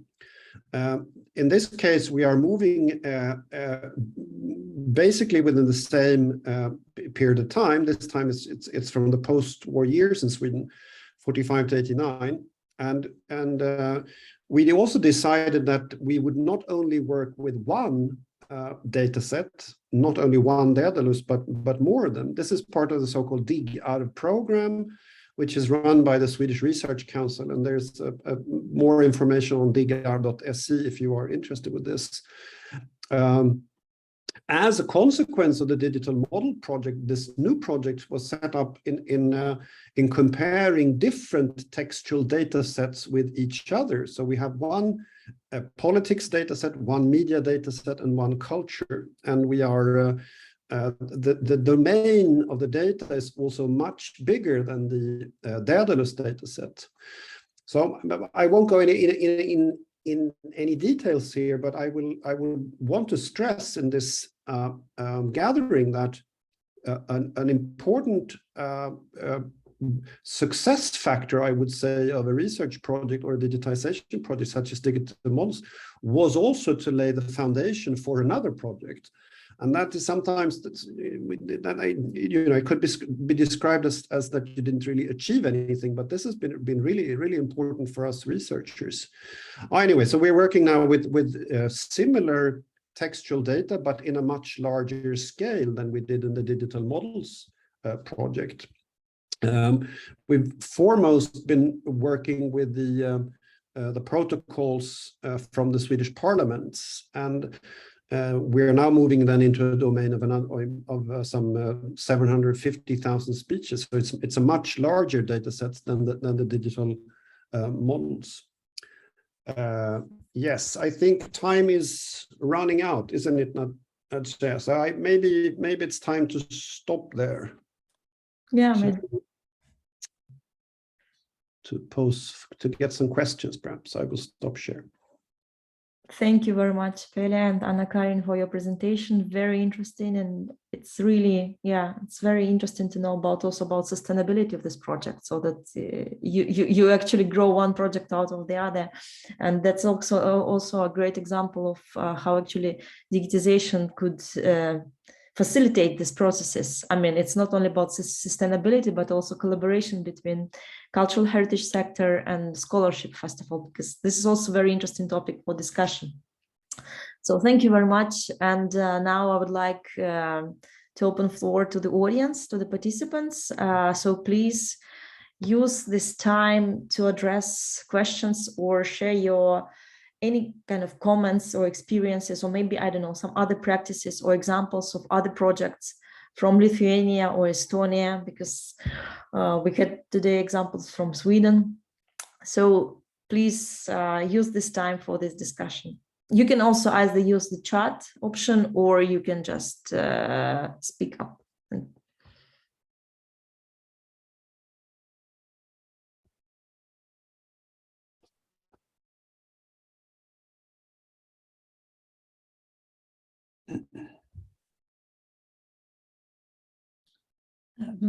I'm, of course, interested to hear your thoughts on data cleaning and editing versus the approach to sort of not clean and edit, but to show that data diversity and to make connections and links between vocabularies that you're using. On one hand. On the other hand, I want to ask you if you could sort of, tell us a little bit about the considerations that you've made for museums that are growing into, for example, languages that are not used in those standards that you have described, or that are sort of inviting, I don't know, for example, community knowledge of objects. So sort of knowledge that is more on the non-standardized sort of side, especially when it comes to the FAIR principles, because they are not made from within the community of museums, but they are made from an outside sort of field. And now we're using them in the museum context. And I just wonder if there are considerations of what these principles actually might exclude. For example, we just talked about some of the objects might not be, or some of the data might not be suitable for sharing and comparing and documenting and dissecting and so on. So I wonder if this one approach sort of data diversity, if that was considered, and if there are considerations about who and what you're excluding with the FAIR principles. Do you want to start, Anna-Karin, or should I start? Well, of course, as I said, there is no one easy solution. But my point I sort of get to is that we need to put as much as possible of our collections available. In some ways, we have to make it available and not to the highest quality, just to let people, the users, know that it's there, and to take the next step by using it and making it better. At the same time, we need to really the data that we know that will be used for research. Then you have to apply the FAIR principles, and I think that many financiers of the projects that are data driven, they sort of put this as a demand for the application, that you need to use the FAIR principles. So my answer to that would be that it depends on the situations. And I don't have that much to add regarding the FAIR principles, because I'm not that knowledgeable about that. But regarding the data cleaning and the kind of the textual work, and perhaps not so much related to the digital model project, because the textual data set was fairly limited. It was only a yearbook, but it had the advantage that the technical museum had the copyright to that yearbook, so we could work with it fairly freely. From a research perspective, that's the main problem with working with textual data, that if you are using more modern material, you will end up in the copyright problem. In Sweden, there is now a lab at the National Library, but I've been cooperating quite a lot with them. But even when you have this kind of cooperation, you are not really allowed to do whatever you like with the kind of material at hand, newspapers, etc.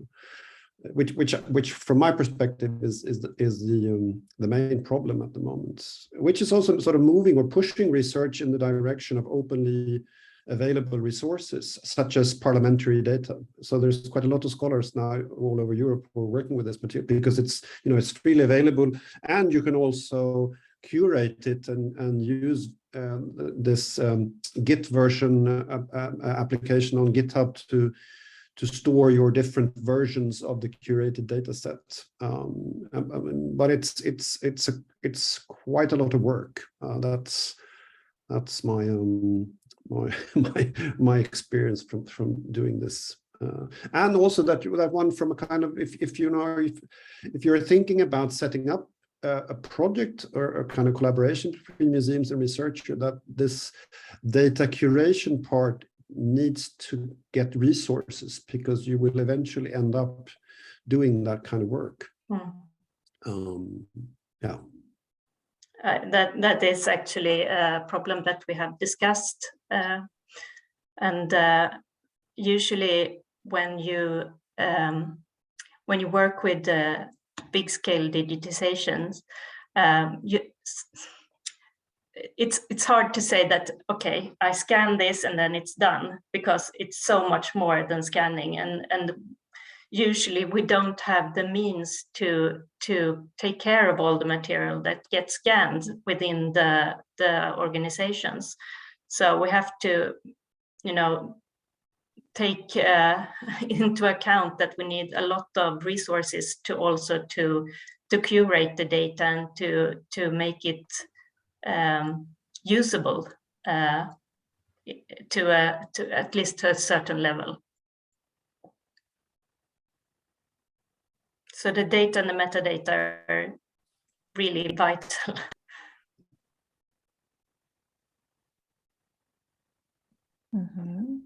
Thank you. Are there more questions or comments?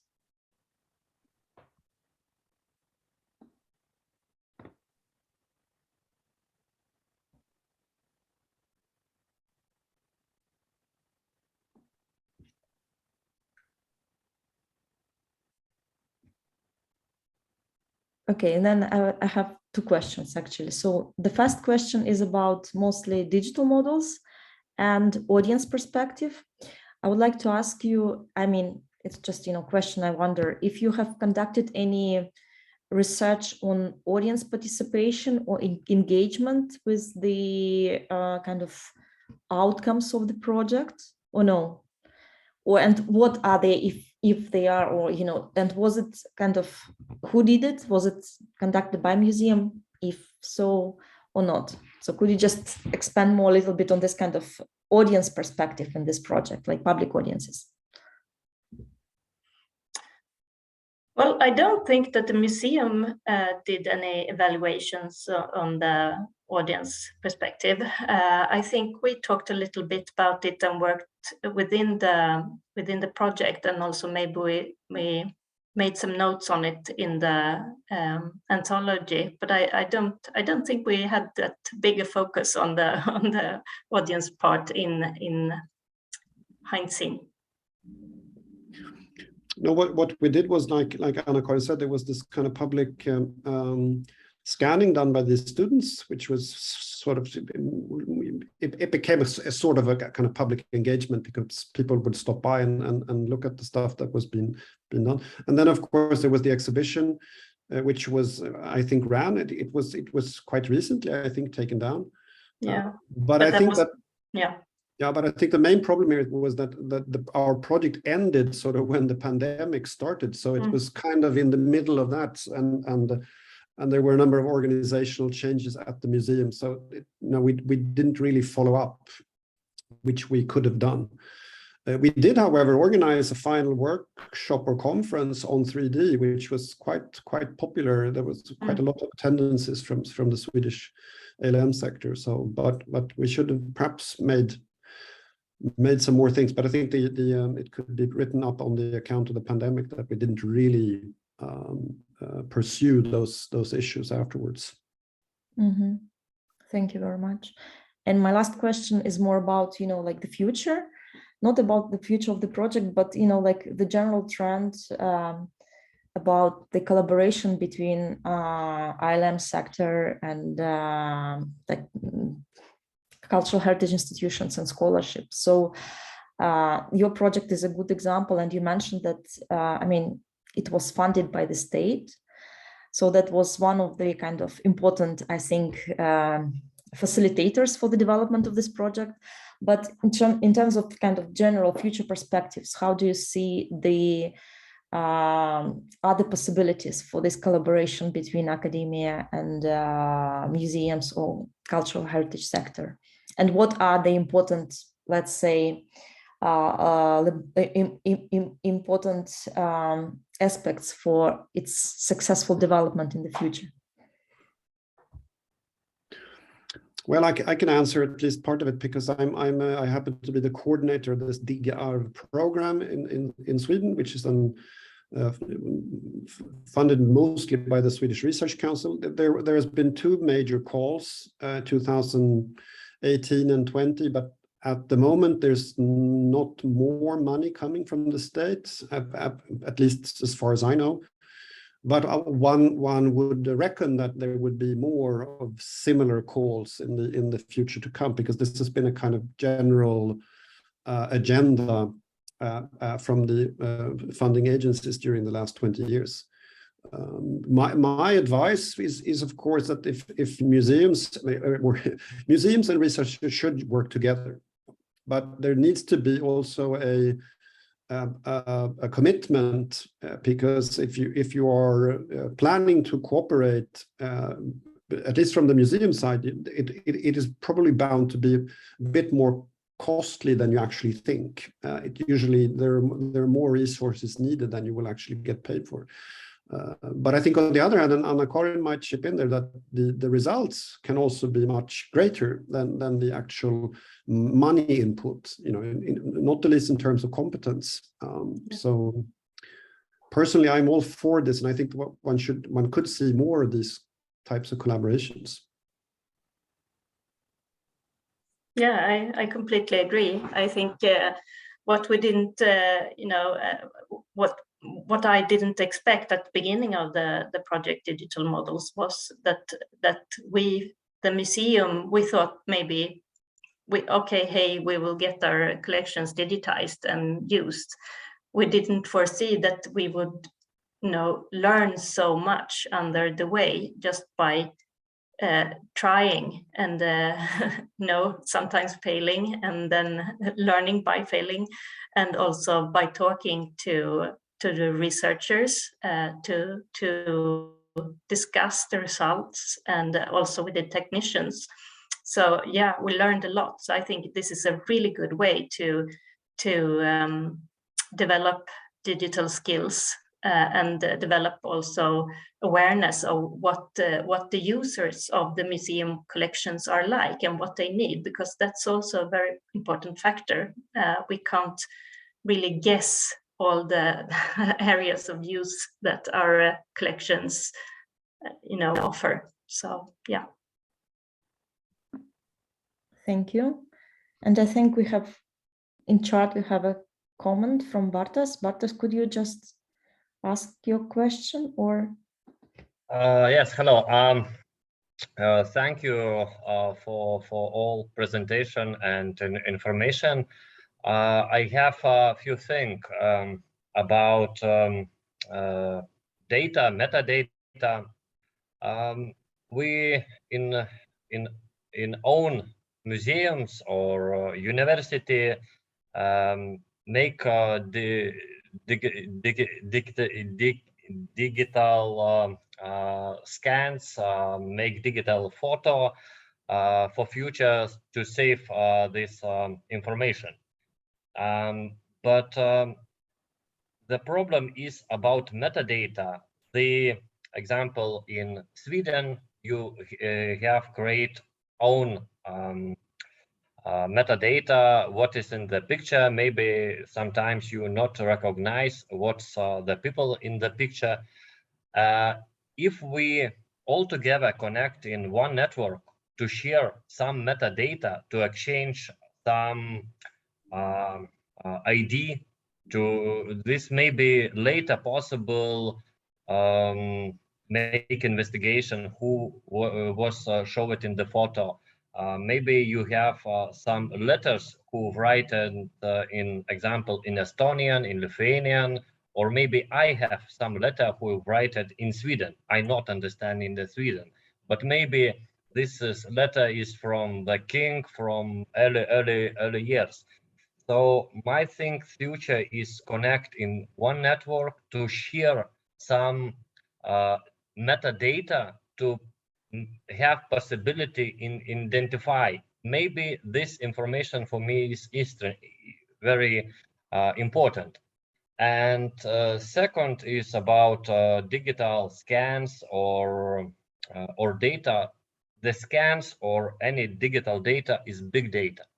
Is a lot of hard terabytes, megabytes of data. Maybe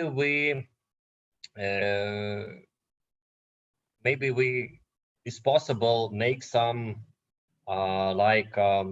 relation with Google or Meta to share some data to this big company to store in public for public access. And example for text recognize or face recognize is possible use not own resource but big company server rooms to not fix but to recognize some data, and after that it's possible to get some metadata to share later with all countries. Yeah, I think that's the main idea of the linked open data is to sort of use the World Wide Web as a giant database, a common database. So if everybody works towards that, we can share our resources and help each other, recognizing and filling in the blanks. Also to the question of working together with big companies as Google, yes, if we share our data publicly, openly, people can reach it through Google. The problem with using these private companies is that they then in some way can get the rights of our collections, which is not really a good thing in the end. So it's problematic, but I think what we all need to do is to be better to share within the community, but also with outside users. I'm not sure if that was an answer to your question, but yeah.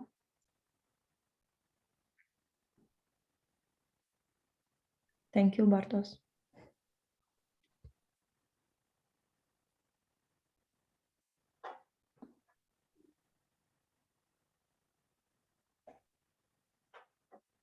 I think, yeah, I mean, are there any more comments or questions? And I need to comment. Yes, please go.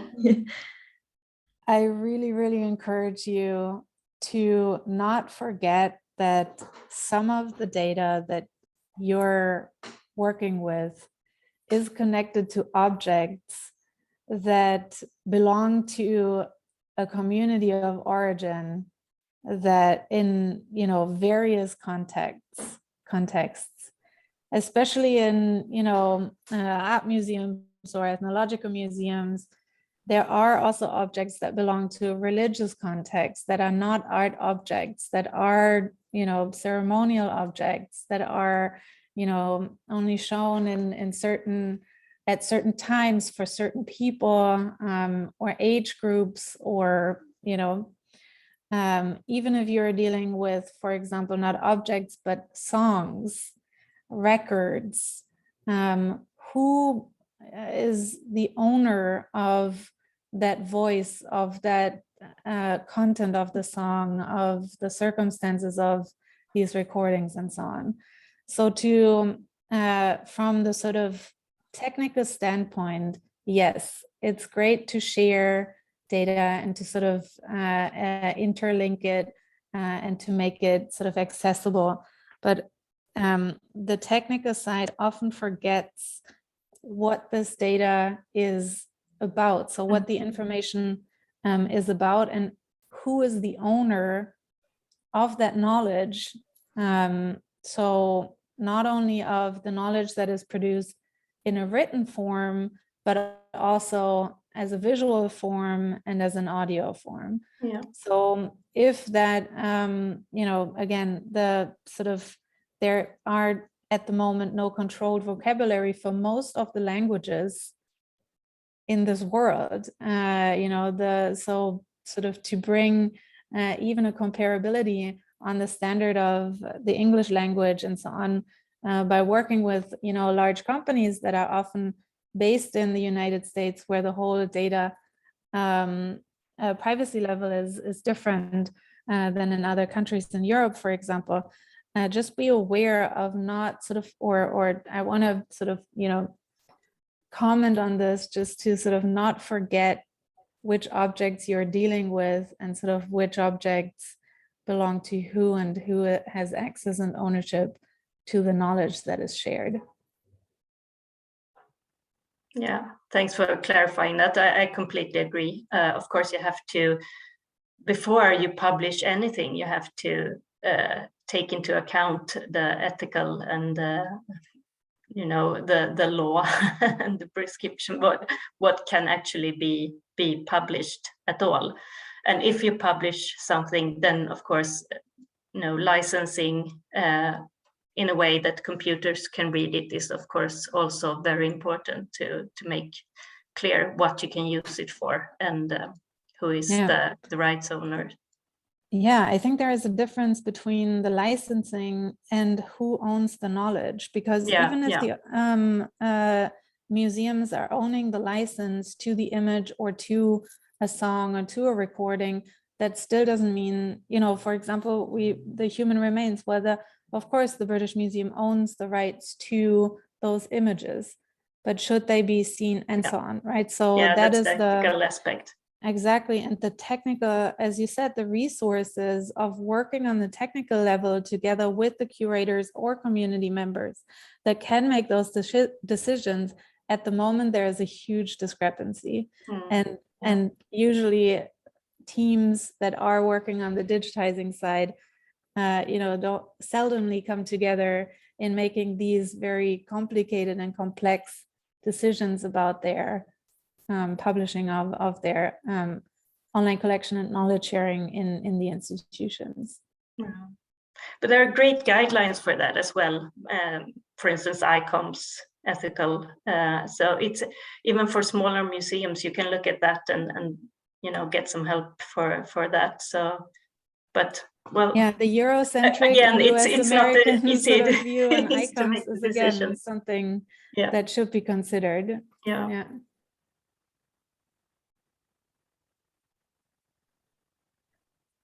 Story. Yes. About data sharing for Google. I meaning not share to public access, but use the resource like in closed system. To example, 10 museums have access for some. The Google is like example for some resource to send some example photo to make some recognition, not use own computers to calculate, check data, recognize text or something. I meaning the technical resource of using use from Google or Meta. They have possibility to analyze big data.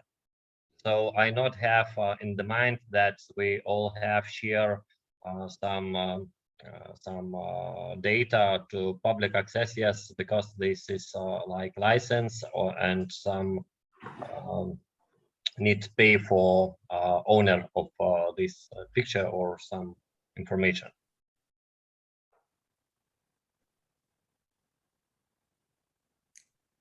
Thank you. I just want to mention that when you're working with algorithms of big companies and you're feeding them, for example, images for face recognition, one, there are a lot of biases that we need to consider, especially when it comes to facial recognition.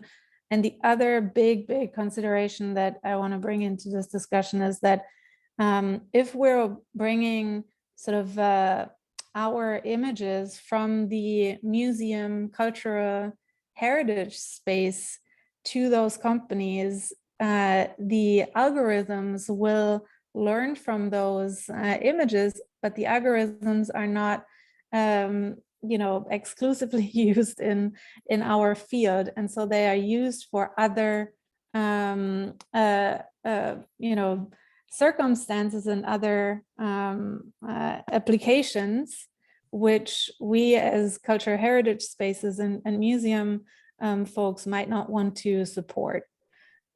So the consideration of working with also machine learning algorithms and to giving them our knowledge, I would recommend not to consider or not to sort of work with that as a, you know, attractive solution. So just the biases and the learning algorithms for other circumstance or contexts needs to be a consideration as well.